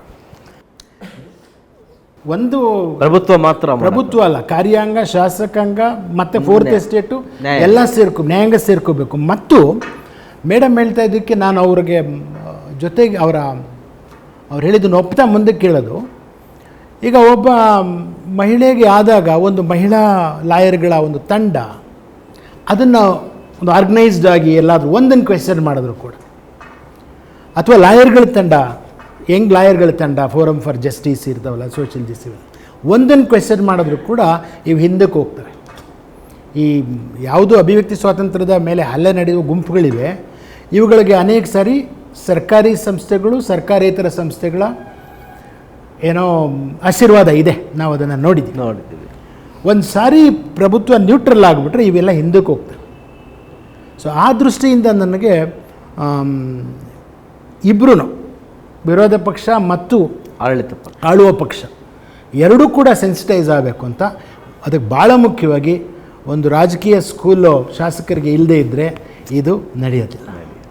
ಸೊ ಒಂದು ಸ್ಕೂಲ್ ಆಫ್ ಪಾಲಿಟಿಕ್ಸ್ ಬೇಕೇ ಬೇಕು. ಮೊನ್ನೆ ಕೂಡ ಸ್ಪೀಕರ್ ಖಾದರ್ ಅವರು ಮಾತಾಡಿದ್ದಾರೆ, ಆದರೆ ಅದನ್ನು ಎಷ್ಟು ಗಂಭೀರವಾಗಿ ಮಾತಾಡ್ತಿದ್ದಾರೋ ಗೊತ್ತಿಲ್ಲ. ಇದಕ್ಕೊಂದು ದೊಡ್ಡ ಕೆಲಸ ಆಗಬೇಕು. ಬಿಕಾಸ್ ಇಂಡಿಯಾದ ಜಸ್ಟಿಸ್ ಅವ್ರು ಹೇಳ್ತಾ ಇದ್ರಲ್ಲ, ಈ ಫ್ರೀಡಮ್ ಆಫ್ ಫ್ರೀ ಎಕ್ಸ್ಪ್ರೆಷನ್ನು ಇದು ಬೇರೆ ದೇಶದ ಥರ ಅಲ್ಲ, ಇದು ಸ್ವಾತಂತ್ರ್ಯ ಚಳುವಳಿಯ ಭಾಗವಾಗಿ ಬಂದಿರೋದು. ಮತ್ತು ಲಿಮಿಟೆಡ್ ಫ್ರೀಡಮ್ ಆಫ್ ಎಕ್ಸ್ಪ್ರೆಷನಲ್ಲಿ ನಾವು ಸ್ವಾತಂತ್ರ್ಯ ತಗೊಂಡಿರೋದು. ಗಾಂಧಿ ಯಾಕೆ ಅಲ್ಲಿ ನಮಗೂ ಕೂಡ ರೈಟರ್ಸ್ಗೂ ಕೂಡ ಒಂದು ಏನೋ ಸಂದೇಶ ಇದೆ. ಗಾಂಧಿ ಆ ಭಾಳ ಗಂಭೀರವಾದ ಭಾಷೆ ಒಳಗೆ ಆದರೂ ಸೆಡಿಷನ್ ಆಗ್ತಾರೆ ಅವ್ರ ಮೇಲೆ. ಅಂಬೇಡ್ಕರ್ ಅವರು ಬಹಳ ಗಂಭೀರವಾದ ಇಂಗ್ಲೀಷ್ ಭಾಷೆಯ ಒಳಗೆ ಹಾಕ್ತಾರೆ. ಲೋಹಿಯಾರ್ ಅವರು ಒಂದು ಹಸಿಯಾದ ಭಾಷೆಯಲ್ಲಿ ಹೊಡೆದು ಹಿಂದಿನಲ್ಲಿ ಅವ್ರು ಎಷ್ಟು ಸಾರಿ ಬೇಕಾದ್ರೂ ಜೈಲು ಹೋಗಿ ತಯಾರಾಗಿರ್ತಾರೆ. ಇವು ಬೇರೆ ಬೇರೆ ರೀತಿಯ ಫ್ರೀಡಮ್ ಫೈಟರ್ಸ್ ನಮ್ಮ ಎದುರುಗಡೆ ಇದ್ದಾರೆ. ಸೊ ಅಲ್ಲಿ ಎಷ್ಟು ಲಿಮಿಟೆಡ್ ಫ್ರೀಡಮ್ ಫ್ರೀ ಸ್ಪೀಚ್ ಸಂದರ್ಭದಲ್ಲಿ ಇವ್ರು ಎಷ್ಟು ದೊಡ್ಡದನ್ನು ಅಚೀವ್ ಮಾಡಿದ್ರಲ್ಲ, ನಂತರದ ಸಂದರ್ಭದಲ್ಲಿ ನಾವು ಯಾಕೆ ಅಚೀವ್ ಮಾಡೋಕ್ಕಾಗ್ತಾ ಇಲ್ಲ ಅನ್ನೋದು ಈ ಪ್ರಶ್ನೆ ಇದೆ. ಮಾಡಿಲ್ಲ ಅಂತಲ್ಲ, ನಮ್ಮ ಸಿದ್ಧಲಿಂಗಯ್ಯನವರು ಇಂದಿರಾ ಗಾಂಧಿಯವರ ಆಡಳಿತದಲ್ಲಿದ್ದಾಗಲೇ ಫ್ರೀಡಮ್ ಆಫ್ ಫ್ರೀ ಎಕ್ಸ್ಪ್ರೆಷನ್ನ ಅದ್ಭುತವಾಗಿ ಬೆಳೆಸಿ ಯಾರಿಗೆ ಬಂತು ಎಲ್ಲಿಗೆ ಬಂತು ಸ್ವಾತಂತ್ರ್ಯ ಪದ್ಯವನ್ನು ಬರೆದಿದ್ದಾರೆ. ಅದು ಜನಜನಿತವಾಗಿದೆ ಮತ್ತು ಕರ್ನಾಟಕದ ಜನಪದ ಆಗಿದೆ. ಸೊ ಇದರ ಅರ್ಥ ಇಷ್ಟೇ, ಯಾವಾಗ ಬಿಕ್ಕಟ್ಟು ಬರುತ್ತೆ ಆಗ ಅದನ್ನು ಆರ್ಟಿಕ್ಯುಲೇಟ್ ಕ್ಲಾಸ್ ಅಂತ ನಾವೇನು ಕರಿತೀವಿ, ಮಾತಾಡುವ ವರ್ಗ ನಾವೇನಿದ್ದೇವೆ, ನಾವು ರಕ್ಷಣೆ ಮಾಡಬೇಕಾಗತ್ತೆ. ಅದು ಟೀಚರ್ಸ್ ಇರ್ಬೋದು, ಅಡ್ವೊಕೇಟ್ಸ್ ಇರ್ಬೋದು, ಇರ್ಬೋದು. ಮತ್ತು ಜನಸಾಮಾನ್ಯರದು ಜಸ್ಟಿಸ್ ಅವ್ರು ಹೇಳ್ತಾ ಇದ್ದಾರಲ್ಲ, ಜನಸಾಮಾನ್ಯರು ಅವರು ಅತ್ಯಂತ ಹೆದರದೆ ಅಭಿವ್ಯಕ್ತಿ ಮಾಡ್ತಾ ಇರೋದು ಮತದಾನದಲ್ಲಿ. ಅದು ಅಭಿವ್ಯಕ್ತಿನೇ, ತಮ್ಮ ಸಿಟ್ಟಿನ ಅಭಿವ್ಯಕ್ತಿ, ತಮ್ಮ ಮೆಚ್ಚುಗೆಯ ಅಭಿವ್ಯಕ್ತಿ. ಅವ್ರ ಮೇಲೆ ನಾವು ಅನೇಕ ಆಪಾದನೆಗಳನ್ನು ಮಾಡ್ಬೋದು, ಅವರು ಪ್ರಲೋಭನೆಗೊಳಗಾಗ್ತಾರೆ ಅಂತ. ಆದರೂ ಕೂಡ ಇಷ್ಟೊಂದು ಮೀಡಿಯಾ ಮ್ಯಾನೇಜ್ಮೆಂಟ್ ಇದ್ದಾಗಲೂ ಕೂಡ ತಾವು ಯಾವುದನ್ನು ಜಸ್ಟಿಸ್ ಅಂತ ಇದೆಯಾ ಆ ಪಕ್ಷಗಳನ್ನು ಕೆಲವು ಸಾರಿ ಆದರೂ ಗೆಲ್ಲಿಸ್ತವಲ್ಲ, ಇದು ಅಭಿವ್ಯಕ್ತಿ ಸ್ವಾತಂತ್ರ್ಯದ ಅದ್ಭುತವಾದ ಬಳಕೆಯನ್ನು ಅವರು ಮಾಡ್ತಾರೆ.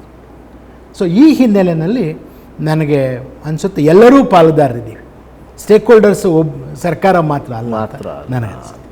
ಒಬ್ಬ IAS ಅಧಿಕಾರಿಯಾಗಿ ಸರ್ಕಾರದ ಪ್ರತಿನಿಧಿಯಾಗಿ ಮಾತಾಡಬೇಡಿ, ಈ ಜನರ ಹಕ್ಕನ್ನು ಕಾಪಾಡುವುದಕ್ಕೆ ನಿಮಗಿರುವಂತಹ ಅಧಿಕಾರಗಳೇನು? ನ್ಯಾಯಮೂರ್ತಿಯವರು ಮಾತಾಡುವಾಗ ಹೇಳಿದರು, ನೀವು ಶಾಲಾ ಮಕ್ಕಳಿಗೂ ಈ ಒಂದು ಕಾನ್ಸೆಪ್ಟನ್ನು ತಂದು ಕೊಟ್ಟಿದ್ದೀರಾ, what about the grown up? It's a very very important question, because ನಾವು we are not setting a proper example for the younger generation. Yes. So freedom ಕೊಡಬೇಕಂದ್ರೆ ಸರ್, ಅದು ಸಾಹೇಬ್ರು ಹೇಳಿದರು freedom should be protected, madam ಹೇಳಿದ್ರು freedom protect ಮಾಡಬೇಕು ಅಂದು. But I feel ma'am, government has a limitation in protecting the freedom, even though it may have a intention ma'am with the required resource at this hand. So what is the solution? The solution should be, there should be a culture of freedom.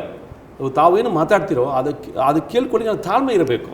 ಆ ತಾಳ್ಮೆ ಯಾವಾಗ ಬರ್ತದೆ? When I feel that you and me are equal, then I sit and listen.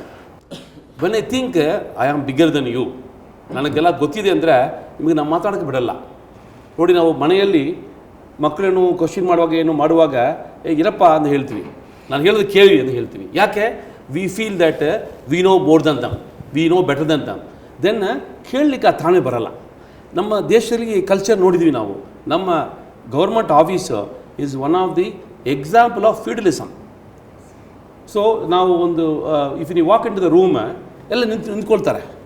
ಯಾಕೆ ನಿಂತ್ಕೊಳ್ತೀರಪ್ಪ? ಉತ್ತರ ಇಲ್ಲ ಅವರಲ್ಲಿ. ನಿಂತ್ಕೊಂಡಿದ್ವಿ ಎಲ್ಲ ಯಾರು ಬರುವಾಗ. Any senior comes, political representation ಬರುವಾಗ ನಿಂತ್ಕೊಳ್ಬೇಕು. ಯಾಕಂದ್ರೆ they represent 2 lakh peoples wishes representations. Officer ಮಧ್ಯೆಯಲ್ಲಿ ಯಾಕೆ ಬೇಕು ಸರ್? ನನಗೆ ಆಶ್ಚರ್ಯ ಆಗ್ತದೆ. ಆ ಥರ ಮೀಟಿಂಗ್ ಮಾಡ್ತೀವಿ ಅಂದರೆ ಚೇರ್ಮನ್ ಒಬ್ಬರು ಮಾತ್ರ ಮಾತಾಡ್ತಾ ಇರ್ತಾರೆ, ಎಲ್ಲರೂ ಸುಮ್ಮನೆ ಕೇಳ್ತಾ ಇರ್ತೀವಿ. Is there equality in that? Democracy freedom ಇರುವಾಗ ಮಾತ್ರ you have freedom for ideas. ಈಗ 5 ಜನ ಕೂತ್ಕೊಂಡಿದ್ದೀವಿ, each of us have some idea. ಅದು ಬರಲಿಕ್ಕೆ ಒಂದು ಅವಕಾಶ ಇರಬೇಕಲ್ಲ. ಈಗ ಡೆಮಾಕ್ರಸಿ ಇಲ್ಲೇ ಅಂದರೆ, ಫ್ರೀಡಮ್ ಇಲ್ಲೇ ಅಂದರೆ ಆ ಐಡಿಯಾ ಒಳಗೆ ಕೂತ್ಕೊಂಡು ಬಿಡ್ತದೆ. ಮೇಡಮ್ ಹೇಳಿದಾರಲ್ಲ, ನಾವು ಟ್ವಿಟರಲ್ಲಿ ಟ್ವೀಟ್ ಮಾಡುವಾಗ ಎಲ್ಲ ಅಟ್ಯಾಕ್ ಮಾಡ್ತಾರೆ, ಆಮೇಲೆ ಯಾರಿಗೂ ಮಾಡಬೇಕಂತ ಬರಲ್ಲ, ಸುಮ್ಮನೆ ಅದು ಬಿಡ್ತೀವಿ. ಆಗ ಏನು ಯಾರಿಗೆ loss? The good idea from madam is not being shared. It is the loss of the society. So if democracy is not there, it is the loss of the society. ನಾವು ಒಂದು ಬ್ಯಾಂಡ್ ವಿತ್ತಲ್ಲಿ ನೋಡುವಾಗ ಎಷ್ಟು ಚೆನ್ನಾಗಿ maximum mark ತೊಗೋಬೇಕಾಗಿದೆಯೋ ಅಲ್ಲಿ ನಾವು minimum mark ತೊಗೊಳ್ತಾ ಇದ್ವಿ. ಯಾಕೆ? ಬಿಕಾಸ್ ನಮ್ಮ ಕಲ್ಚರ್ ಆಗಿಬಿಟ್ಟಿದೆ. So very good point. ನಾನು ಆಸ್ ಅನ್ IAS ಆಫೀಸರ್ ಅಂದರೆ ಆಸ್ ಅ ಬ್ಯೂರೋಕ್ರಾಟ್ ಅಂತ ಹೇಳ್ತಾನೆ. As a public servant who is working in the government, ನಮಗೆ ಕೂಡ ಜವಾಬ್ದಾರಿ ಏನಂದರೆ, wherever there is an possibility, we should ಏನು ಹೇಳೋದು, we should take the concepts of equality, fraternity, liberty to other people. Actually ನಾವು ಒಂದು we should live as a model for others ಅಂತ ನನಗೆ ಅನಿಸ್ತದೆ. ಯಾಕಂದರೆ ಜನ ನೋಡ್ತಾರೆ, ಇವ್ರ ಆಫೀಸು ಕಾರಲ್ಲಿ ಬರ್ತಾರೆ, ಅವರು ಎಲ್ಲರೂ ನಿಂತ್ಕೊಳ್ತಾರೆ, ಒಂದು ಫೀಲಿಂಗ್ ಇದೆ. ಅದನ್ನು ಮೊದಲು ಏನು ಹೇಳಬೇಕಂದ್ರೆ, ಇವರು ನಮ್ಮ ಹತ್ರ ಈಕ್ವಲ್ ಅನ್ನೋ ಒಂದು ವಾತಾವರಣ ಬರಬೇಕು. ಮೇಡಮ್ ತಾವು ಹೇಳುವ ಟ್ವಿಟ್ರಲ್ಲಿ ನಮಗೆ ಬೈತಾರೆ, ಯಾರಿಗೂ ಅವರು ಏನು ಕಮೆಂಟ್ ಮಾಡುವಾಗ they throw stones actually. But I still being the Twitter because it also brings me down to the ground. ಯಾರೋ ಗೊತ್ತೇ ಇಲ್ಲ, ಅನಾನಿಮಸ್ ಟ್ವೀಟ್, ಅವನು ಕ್ವಶನ್ ಮಾಡ್ತಾನೆ, ನೀವು ಏನಯ್ಯಾ, ನೀವು ನಿಮ್ಗೆಲ್ಲ ಮರ್ಯಾದೆ ಇದೆಯಾ, ಇದು ಮಾಡೋಕ್ಕಾಗಲಿಲ್ಲ, ಒಂದು 20 ಜನ ಟ್ಯಾಗ್ ಮಾಡಿರ್ತಾನೆ, ಹೇಳ್ತಾನೆ. ಆಗ ನಾವು ಸುಮ್ಮನೆ ಕೂತ್ಕೊಂಡು ಕೇಳಬೇಕಾಗ್ತದೆ. So I think humbling experience is a necessity for the bureaucrats. It brings us on par with others. So this concept equality ಬಗ್ಗೆ ನಾವು ಒಂದಿಸ್ ಫುಲ್ ಮಾತಾಡ್ಬೋದು sir. So my view is people who are in position of power should be the example of the concept of equality, liberty and fraternity. ಈಗ ಮಹಿಳೆ ಅಭಿವ್ಯಕ್ತಿ ಸ್ವಾತಂತ್ರ್ಯ ರಕ್ಷಣೆಯಲ್ಲಿ ವಕೀಲರು ಏನು ಮಾಡಬಹುದು? ಜಸ್ಟಿಸ್ ಆಗಲೇ ಹೇಳಿದ್ರು, ವಕೀಲರಾಗಿ ಏನು ಈಗ ಸರ್ ಹೇಳ್ತಿರೋ ಈಕ್ವಾಲಿಟಿ ಅಂತ ಹೇಳ್ಬಿಟ್ಟು, ಸಮಾನತೆ ನಮಗೆ ಮಹಿಳೆಯರಿಗೆ ನಾವು ಹೋರಾಟ ಮಾಡಿ ಪಡ್ಕೊಳ್ಳೋ ಅಂಥದ್ದು. ಸರ್ ಹೇಳಿದ್ರು, ನಮ್ಮದು ಪುರುಷ ಪ್ರಧಾನ ಸಮಾಜದಲ್ಲಿ I am the second citizen. ಯಾವತ್ತೂ ಹೆಣ್ಣನ್ನು ನೀವು ನನಗೆ ಸಮಾನರು ಅನ್ನೋ ಪದ ವೇದಿಕೆಗಳಲ್ಲಿ ಎಲ್ಲ ಹೇಳ್ತಾರೆ, ದೊಡ್ಡ ದೊಡ್ಡ ರಾಜಕೀಯ ಭಾಷಣಗಳಲ್ಲಿ ಹೇಳ್ತಾರೆ, ಅದೆಲ್ಲ ಅಕ್ಸೆಪ್ಟಬಲ್. ಮನೆ ಒಳಗೆ ಬಂದಾಗ ಗಂಡ ಚೇರ್ ಮೇಲೆ ಕೂತ್ಕೋತಾರೆ, ನಾನು ನೀರು ಕೊಡಬೇಕು. ಆದರೆ ಸಮಾನತೆಯ ಪರಿಕಲ್ಪನೆ ಅಷ್ಟೇ ಅಲ್ಲ, ನಾನು ನೀನು ಇಬ್ಬರು ನೀರು ಕುಡಿಯೋಣ ಎತ್ಕೊಂಡು ಅನ್ನೋದು ಅದೆಲ್ಲ ಸಮಾನತೆ ಪರಿಕಲ್ಪನೆ. ಆದರೆ ಅದನ್ನು ಇಂಪ್ಲಿಮೆಂಟೇಷನ್ ಎಲ್ಲೆಲ್ಲಿ ಮಾಡ್ತಾ ಇದ್ದೀರಾ? ಇಲ್ಲ, ಹೆಣ್ಣಿಗೆ ಹೆಣ್ಣೇ ಶತ್ರು ಅನ್ನೋ ಥರಕ್ಕೆ ಈಗ ನಾನು ಬಾಯಿ ಬಿಟ್ಟರೆ ನಂದೊಂದು ಒಪಿನಿಯನ್ ಇದೆ, ನಾನು ಬಾಯ್ ಬಿಡ್ತೀನಿ. ನನ್ನ ಮನೇಲಿ ಇನ್ಯಾರೋ ಒಬ್ಬ ಹೆಣ್ಮಗಳು ದೊಡ್ಡವರು, ನನಗಿಂತ ಹಿರಿಯರು, ಇದು ನೀನು ಹಿಂಗೆ ಮಾತಾಡಬಾರ್ದು.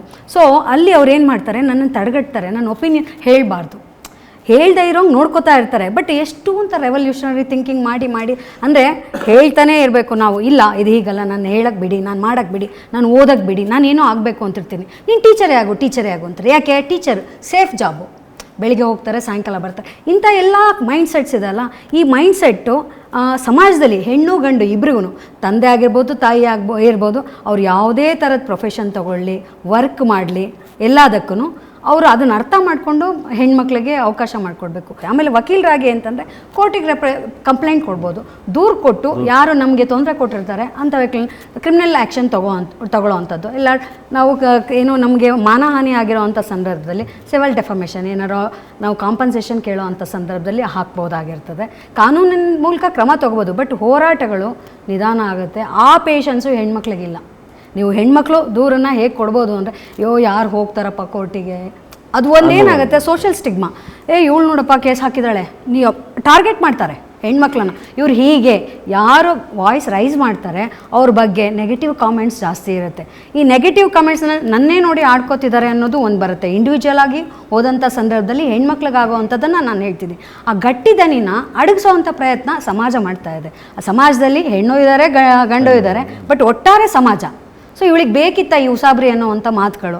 ಸೊ ಅಂಥದ್ದನ್ನು ಫೇಸ್ ಮಾಡಿಕೊಂಡು ಮುನ್ನುಗ್ಗುವಂಥ ಮಕ್ಕಳು ಇದ್ದಾರೆ, ಇಲ್ಲ ಅಂತ ಹೇಳ್ತಾ ಇಲ್ಲ, ಬಟ್ ಕಡಿಮೆ. ಸೊ ನೀವು ನಮ್ಮನ್ನು ಇಲ್ಲೇ ರಕ್ತ ಹೆಪ್ಪುಕಟ್ಸೋವಂಥ ವಾತಾವರಣ ಕ್ರಿಯೇಟ್ ಮಾಡಿಬಿಟ್ಟು ವಾಯ್ಸ್ ರೈಸ್ ಮಾಡು ಅಂತಂದರೆ ಮಾಡಲ್ಲ ಯಾರೂ. ವೆರಿ ತುಂಬ ಕರೆಕ್ಟಾಗಿರ್ತದೆ ಸರ್. ಮೇಡಮ್ ಹೇಳಿದ ಒಪ್ಕೊಳ್ತಾನೆ ಸರ್. ನಮ್ಮದರಲ್ಲಿ ಬೇಸಿಕ್ ಮೆನ್ ಆ್ಯಂಡ್ ವಿಮೆನ್ ಅವರು ನಾವು ಈಕ್ವಲ್ ನೋಡ್ತಾ ಇಲ್ಲಲ್ವಾ ಸರ್? ಬೇರೆ ಎಲ್ಲಿ ನಾವು why we are going to other examples actually ಅದೇ ನೋಡ್ತಾ ಇಲ್ಲ. ಕರೆಕ್ಟಾಗಿ ಇರ್ತಾರೆ ಮೇಡಮ್. ನಮ್ಮ ವೈಫು ಕೂಡ IAS ಆಫೀಸರು. ಬಟ್ ನಾನು ನೋಡ್ತಾ ಇರ್ತೇನಲ್ಲ, ಅವ್ರಿಗೇನು ಕೆಲಸ ಮಾಡ್ತಾರೆ, ನಾನೇನು ಮಾಡ್ತಾನೋ ಅವ್ರು ನನ್ನ ಚೆನ್ನಾಗಿ ಕೆಲಸ ಮಾಡ್ತಾರೆ. ಆದರೆ focus always comes on me more than Har. Because of ಅದೇ ಹೇಳ, ನೀವು ಪುರುಷ ಪ್ರಧಾನ ಸಮಾಜ ಅಂತ ಮಾಡ್ಕೊಂಡಿದ್ರೆ ನಿಮ್ಮ ದುಡಿಮೆಗಿರೋ ಬೆಲೆ, ನಿಮಗಿರೋ ಬೆಲೆ, even if I am equal to you, ನಿಮ್ಮನ್ನು ನೋಡುವಾಗ, ನಿಮ್ಮನ್ನು ಮಾತಾಡಿಸುವಾಗ ಅಂತ ಸಿಕ್ಕೋ ಇದೋ ನಮಗೆ ಸಿಕ್ಕೋದಿಲ್ಲ. ಸೆಕೆಂಡ್ರಿ ಸಿಟಿಸನ್ ಇಲ್ಲಿ society including me stand guilty. But ಅದೇ ನಾವು ಎಜುಕೇಟೆಡ್ ಕ್ಲಾಸಸ್ ಚೇಂಜ್ ಮಾಡಬೇಕು. ದಿ ಪಾಯಿಂಟ್ ಈಸ್ ಅಭಿವ್ಯಕ್ತಿ ಸ್ವಾತಂತ್ರ್ಯ ಮೇಲೆ ಇಷ್ಟೆಲ್ಲ ದಾಳಿ ನಡೀಬೇಕಾ? ಜಗದೀಶ್ ಅವ್ರ ಪ್ರಶ್ನೆ ಏನು, ನಾವೇನು ಮಾಡಬೇಕು ಅದೇ ಅನ್ನೋ ಪ್ರಶ್ನೆ ಬಂದಾಗ, ಒಂದು ನಾವು ಒಬ್ಬೊಬ್ಬರಾಗಿಯೇನೋ ಯಾವುದೇ ಸಂದರ್ಭ ಬಂದಾಗ, ನಮಗೆ ಏನೇ ಕಷ್ಟ ಬಂದಾಗ ಯಾವ ಜೊತೆ ರಾಜಿ ಮಾಡಿಕೊಳ್ಳದೆ ನಾವು ಅದರ ವಿರುದ್ಧ ಧ್ವನಿ ಎತ್ತುವಂಥ ಮನಸ್ಥಿತಿಯನ್ನು ನಾವು ಬೆಳೆಸ್ಕೊಳ್ಬೇಕು. ನಾವು ಸಮಯ ಸಾಧಕರಾದರೆ, ಅವಕಾಶವಾದಿಗಳಾದರೆ, ಏನಾದರೂ ಆಪೇಕ್ಷೆ ಮಾಡಿದರೆ ನಾವು ಮಾಡೋಕ್ಕಾಗಲ್ಲ. ಇದು ಫಸ್ಟ್ ಪ್ರಿನ್ಸಿಪಲ್. ಎರಡನೇದು, ನಾವು ಒಬ್ಬೊಬ್ಬರಾಗಿ ಮಾಡೋದ್ರ ಜೊತೆ ನಾವು 10 ಜನ ಸೇರಿಕೊಂಡು ಹೋರಾಟ, ಸಂಘಟಿತ ಆರ್ಗನೈಸ್ಡ್ ಒಂದು ಪ್ರೊಟೆಸ್ಟು ನಮಗೆ ಬೇಕಾಗುತ್ತೆ. ಜಗತ್ತಿನ ಇತಿಹಾಸದ ಉದ್ದಕ್ಕೂ ಜನರ ಸಮಸ್ಯೆಗಳಿಗೆ ಜನಪರ ಹೋರಾಟಗಳೇ ಮದ್ದು ಅನ್ನೋ ಚರಿತ್ರೆ ನಮ್ಮ ಮುಂದೆ ಇದೆ. ಮೂರನೇದಾಗಿ, ಇವತ್ತಿನ ಸಂದರ್ಭದಲ್ಲಿ ಜನಪರ ಹೋರಾಟಗಳ ಜೊತೆಗೆ ನಾವು ಕಾನೂನು ಹೋರಾಟವನ್ನು ಮಾಡಬೇಕಾಗುತ್ತೆ. ಈ ದೇಶದಲ್ಲಿ, ಈ ಜಗತ್ತಿನಲ್ಲಿ ಅನೇಕ ಕಾನೂನುಗಳ ಹೋರಾಟಗಳ ಮೂಲಕ ಕ್ರಾಂತಿಕಾರಿಕ ಬದಲಾವಣೆಗಳು. ನೀವು ಆರಂಭದಲ್ಲಿ 2ನೇ ಪ್ರಶ್ನೆಗೆ ಉತ್ತರ ಕೊಡುವಾಗ ಒಂದು ಮಾತಾಡಿದ್ರಿ, ಸಿದ್ಧಲಿಂಗಯ್ಯನವರ ಯಾರಿಗೆ ಬಂತು, ಎಲ್ಲಿಗೆ ಬಂತು 47ರ ಸ್ವಾತಂತ್ರ್ಯ ಅನ್ನೋದನ್ನು ಇದು ಮಾಡಿ. ಬಹುಶಃ ಬ್ರಿಟಿಷ್ ಕಾಲದಲ್ಲಿ ಲಾವಣಿಗಳ ಮೂಲಕ ಅದನ್ನು ಮಾಡೋದು. ಬಹುಶಃ ಹಾಡು ಕೂಡ ಯಾವಾಗಲೂ ದನಿಯಾಗಿತ್ತು. ಈ ಅಭಿವ್ಯಕ್ತಿ ಸ್ವಾತಂತ್ರ್ಯ ಕೂಡ ಒಂದು ಮಿತಿನೂ ಇದೆ, ವಿಸ್ತಾರತೆ ಇದೆ. ಅದೇನು ಸ್ವಲ್ಪ ವಿವರಿಸ್ಬೋದಾ? ಈಗ ಅಭಿವ್ಯಕ್ತಿ ಸ್ವಾತಂತ್ರ್ಯದಿಂದನೇ ಫೆಮಿನಿಸಮ್ ಬಂದಿದ್ದು. ಫೆಮಿನಿಸಮ್ಗೆ ಒಂದು 100 ಅಫ್ಕೋರ್ಸ್ ಅದು 250 ವರ್ಷಗಳ ಹಿಂದೆಯೇ ಅದರ ಚಿಂತನೆ ಶುರುವಾದರೂ ಕೂಡ 100 ವರ್ಷಗಳಿಂದ ಇದು ಭಾಳ ದೊಡ್ಡ ದಾರಿಯಾಗಿ ಇದು ಬಂದಿರೋದು freedom of free speech of woman. ಅಲ್ಲಿಂದ ಬಂದಿದೆ. ಎಲ್ಲಿವರೆಗೂ ಬಂದಿದೆ ಅಂದರೆ, ಮಹಿಳೆ ಇಂಗ್ಲೀಷ್ನಲ್ಲಿ ಚೇರ್ಮನ್ ಅನ್ನೋದನ್ನು ಪ್ರಶ್ನೆ ಮಾಡಿ ಚೇರ್ಪರ್ಸನ್ ಅಂತ ಮಾಡಿಸಿದೆ. ಇವತ್ತಿಗೂ ನಮಗೆ ಏನೋ ಆ ರೀತಿಯ ಶಬ್ದಗಳು ಕನ್ನಡದಲ್ಲಿ ಹಾಗೆ ನಾನು ಅದನ್ನು ಒಡೆದು ಓದುಗಿ ಅಂತ ಬರೀತಾ ಇದ್ದೀನಿ. ರೀಡರ್, ಓದುಗರು, ವಿದ್ಯಾರ್ಥಿಗಳು. ಒಂದು ಕಾಲೇಜಿನಲ್ಲಿ ಎಷ್ಟೊಂದು ಜನ ಗರ್ಲ್ ಸ್ಟೂಡೆಂಟ್ಸೇ ಮೇಜರ್ ಇರ್ತಾರೆ, ಇಲ್ಲಿ ನೆರೆದಿರೋ ವಿದ್ಯಾರ್ಥಿಗಳೇ ಅಂತಾರೆ. ವಿದ್ಯಾರ್ಥಿನಿನ ತಲೆಗೆ ಬರೋದಿಲ್ಲ, ಬರಲ್ಲ. ಲೇಖಕಿಯನ ತಲೆಗೆ ಬರೋದಿಲ್ಲ, ಬೋಧಕಿಯನ ತಲೆಗೆ ಬರೋದಿಲ್ಲ, ಶಿಕ್ಷಕಿ ತಲೆಗೆ ಬರೋದಿಲ್ಲ. ಇದು ಭಾಷೆಯಲ್ಲಿ ಹೊಡಿಬೇಕು. ಸೊ ಲಿಟ್ರೇಚರ್ ಮಾಡಬೇಕಾಗಿರೋದು ಸೆನ್ಸಿಟೈಸ್ ಮಾಡೋದು. ಅಧಿಕಾರಶಾಹಿ ಅದನ್ನು ಎಲ್ಲೋ ತನ್ನ ಸರ್ಕ್ಯುಲರ್ಗಳಲ್ಲಿ ಅದನ್ನು ತಗೊಂಡೋಗ್ಬೇಕು. ಲೀಗಲ್ ಇವರು ಅದನ್ನು ನಮಗೆ ಪ್ರೊಟೆಕ್ಟ್ ಮಾಡಬೇಕಾಗತ್ತೆ. ಜುಡಿಷಿಯರಿ ಅದಕ್ಕೆ ನಮಗೊಂದು ಮುದ್ರೆ ನಾವು ಅದನ್ನು ಬರೀಬೇಕಾಗುತ್ತೆ. ನೀವು ಅದನ್ನ ಪರವಾಗಿ ನಿಂತ್ಕೋಬೇಕಾಗತ್ತೆ. ಯಾಕೆಂದರೆ ನೀವು ಇದನ್ನು ಮುಗಿಸ್ಬಿಡ್ತೀನಿ ಸರ್. ಈಗ ನೀವು ಬಂಡಾಯ ಸಾಹಿತ್ಯ, ದಲಿತ ಸಾಹಿತ್ಯ, ಸ್ತ್ರೀ ಸಾಹಿತ್ಯ ಬಂದಾಗ ಈಗಿನ ಥರ ಇಷ್ಟು ದೊಡ್ಡ ಮೀಡಿಯಾ ಇರಲಿಲ್ಲ, ಫೇಸ್ಬುಕ್ ಇರಲಿಲ್ಲ. ಕೆಲವಾದರೂ ಪತ್ರಿಕೆಗಳು ಭಾಳ ದೊಡ್ಡದಾಗಿ ನಿಂತು ಈ ಮೂಮೆಂಟ್ಗಳನ್ನು ನಿಲ್ಲಿಸಿರೋದ್ರಿಂದ ಕರ್ನಾಟಕದ ಅಭಿವ್ಯಕ್ತಿ ಸ್ವಾತಂತ್ರ್ಯ ದೃಶ್ಯನೇ ಬದಲಾಯಿತು. ಸೊ ಅಭಿವ್ಯಕ್ತಿ ಸ್ವಾತಂತ್ರ್ಯ ಅನ್ನೋದು ಅದೇನು ಅಮೂರ್ತವಾದದ್ದಲ್ಲ, ಭಾಳ ಅಮೂರ್ತವಾದದ್ದು. ಸೊ ಇದನ್ನು ನಾವು ನಿತ್ಯ ನೋಡ್ತಾ ಇದ್ದೀವಿ. ಸೊ ಆ ದೃಷ್ಟಿಯಿಂದ ಯಾವಾಗಲೂ ರೈಟರು ಏನೇ ಆದರೂ ನಾನು ನನ್ನ ನಾಲಿಗೆಯನ್ನು, ನನ್ನ ತಲೆಯನ್ನು, ನನ್ನ ಇಂಕನ್ನು ಮತ್ತು ಇವತ್ತು ಇದನ್ನು ಬೆರಳುಗಳನ್ನು ಏನಾದರೂ ಮಾಡಿ ಸ್ವತಂತ್ರ ಉಳಿಸ್ಕೊಂಡ್ರೆ ದೇಶದ ಸ್ವಾತಂತ್ರ್ಯ ಉಳಿಯುತ್ತೆ, ಜನರ ಸ್ವಾತಂತ್ರ್ಯ ಉಳಿಯುತ್ತೆ. ಇಲ್ಲದೆ ಇದ್ದರೆ ನಾವು ಮಾರ್ಕೊಂಡ್ರೆ ನಾವು ಬಿಕ್ಕಟ್ಟಿನಲ್ಲಿ. ಜಸ್ಟಿಸಿನ ಮಧ್ಯ ಹೇಳಿ. ಒಂದೇ ಪಾಯಿಂಟ್ ಹೇಳೋದು, ಸಂವಿಧಾನ ತಿಳುವಳಿಕೆ ಬೇಕು ಅನ್ನೋದು ಜನರಲ್ಲಿ ಹಸಿವಿದೆ. ಇದು ನಾನು ಸಂವಿಧಾನ ಓದು ಅಭಿಯಾನ ಕರ್ನಾಟಕದಲ್ಲಿ ನಡೆಸಿದರೆ ಅಲ್ಲಿ ಕಲಿತಂಥ ಪಾಠ. ಈ ಹಸುವನ್ನು ಹೆಂಗೆ ನೀಸೋದು? ಕೇವಲ ಪುಸ್ತಕ ಬರೆದ್ರೆ ಸಾಕ? ಭಾಷಣ ಮಾಡಿದರೆ ಸಾಕ? ಇಲ್ಲ. ಸಾಹಿತ್ಯದ ಜೊತೆಗೆ, ಮಾತಿನ ಜೊತೆಗೆ ಎಲ್ಲ ಕಲಾ ಪ್ರಕಾರಗಳಲ್ಲೂ ಸಂವಿಧಾನದ ಮೂಲ ಆಶಯಗಳು ಅಭಿವ್ಯಕ್ತಿ ಸ್ವಾತಂತ್ರ್ಯವನ್ನು ಒಳಗೊಂಡಂಗೆ ಪ್ರತಿಬಿಂಬಿಸಬೇಕು. ಅಭಿವ್ಯಕ್ತಿ ಸ್ವಾತಂತ್ರ್ಯನ ಪ್ರತಿಬಿಂಬಿಸ್ತಕ್ಕಂಥ ಎಷ್ಟು ಸಿನಿಮಾಗಳಿವೆ ನಮ್ಮ ಮುಂದೆ, ಎಷ್ಟು ನಾಟಕಗಳಿವೆ, ಎಷ್ಟು ಹಾಡುಗಳಿವೆ, ಎಷ್ಟು ಯಕ್ಷಗಾನ ಇದೆ, ಎಷ್ಟು ಹರಿಕಥೆಗಳಿವೆ, ಎಷ್ಟು ತಾಳಮದ್ದಲೆ ಪ್ರಸಂಗಗಳಿವೆ. ಹಾಗಾಗಿ ಈ ಕೇಳಿಕೆ, ನಾಟಕ ಇವೆಲ್ಲ ಪ್ರಕಾರಗಳಲ್ಲಿ ಸಂವಿಧಾನದ ಆಶಯಗಳು, ಅದರ ಜೊತೆಯಲ್ಲಿ ಅಭಿವ್ಯಕ್ತಿ ಸ್ವಾತಂತ್ರ್ಯನೂ ಒಂದು ಸಂವಿಧಾನದ ಮೂಲ ತತ್ವ ಆಗಿರೋದ್ರಿಂದ ಇವು ನಾವು ಈ ಮುಖಾಂತರ ಜನರಲ್ಲಿ ಅರಿವನ್ನು ಹೆಚ್ಚಿಸೋದು ಮುಖಾಂತರ ಕೂಡ ಅದನ್ನು ರಕ್ಷಿಸಿಕೊಳ್ಳೋದಕ್ಕೆ ಸಾಧ್ಯ. ಅದೇ ನಿಮ್ಮ ಆಶಯಕ್ಕೆ ಪೂರಕವಾಗಿ ಸರ್ಕಾರದವರು ಬೃಹತ್ ಸರಪಳಿ, ಮಾನವ ಸರಪಳಿ ಏನು ಮಾಡೋದು, ಅದ್ರ ಬಗ್ಗೆ ಸ್ವಲ್ಪ ವಿವರಿಸಬಹುದು ಸರ್? ಅದು ಎಷ್ಟು, ಒಂದು 3.5 ಲಕ್ಷ, 2.5 ಲಕ್ಷ ಸರ್. ನಾವು ಮಾನವ ಸರಪಳಿ ಯಾಕೆ ಮಾಡ್ತೀವಿ ಅಂದರೆ, it is A way of getting the attention of the people. ನಮಗೆ ಗೊತ್ತಿರುವಾಗ ಪೀಪಲ್ ಶುಡ್ ನೋ ಯಾಕೆ ಮಾಡ್ತಾ ಇದ್ದಾರೆ, ಏನೋ ಮಾಡ್ತಾ ಇದ್ದಾರೆ. ನಾನು ಮನೆಯಲ್ಲಿ ಕೂತ್ಕೊಂಡು ಪುಸ್ತಕ ಓದುವಾಗ ಅದು ಬೇರೆಯವ್ರಿಗೆ ಗೊತ್ತಾಗಲ್ಲ. ಅದಕ್ಕೋಸ್ಕರ visibility, correct, visibility. So it is record in the world. ಅಂದರೆ ನನ್ನ ಮಾಹಿತಿ ಪ್ರಕಾರ nowhere in the world so many people joined in a line. ಈಗ ಬಾಂಗ್ಲಾದೇಶಲ್ಲಿ ಮಾಡಿದ್ದಾರೆ, ದೇ ಹ್ಯಾವ್ ಡನ್ ಪೀಪಲ್, ಜನ ನಿಂತ್ಕೊಂಡಿದ್ದಾರೆ, 8 ಲಕ್ಷ ಜನ ನಿಂತ್ಕೊಂಡಿದ್ದಾರೆ ಒಂದೇ ಟೈಮಲ್ಲಿ. ಅದು ಪೊಲಿಟಿಕಲಿ ಮೋಟಿವೇಟೆಡ್. ಇದರಲ್ಲಿ ಕೇರಳದಲ್ಲಿ ಆಗಿದೆ, ಅದು ಪೊಲಿಟಿಕಲ್ ಇತ್ತು.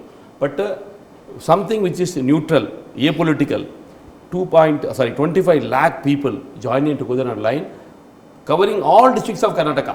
ಎಲ್ಲ ಡಿಸ್ಟ್ರಿಕ್ಟ್ ಕವರ್ ಮಾಡಿ ಒಂದೇ ಟೈಮಲ್ಲಿ ಕೈ ಸೇರ್ಕೊಂಡು ನಿಂತ್ಕೊಳ್ಳೋದು. It is also one more thing, you wanted to communicate, we are all equal. You may be deputy commissioner, ಅವ್ರ ಪಕ್ಕದಲ್ಲಿ ಶಾಲಾ ಹುಡುಗಿ ಕೈಕೊಂಡು ನಿಂತ್ಕೊಂಡಿದ್ದಾರೆ. So everybody is equal holding the hand. Complete connection ಇತ್ತು. This was, we are very happy because ಜನ ಬಂದು ಮಾಡಿದರು. Even though 50% were school children, public also came and joined actually.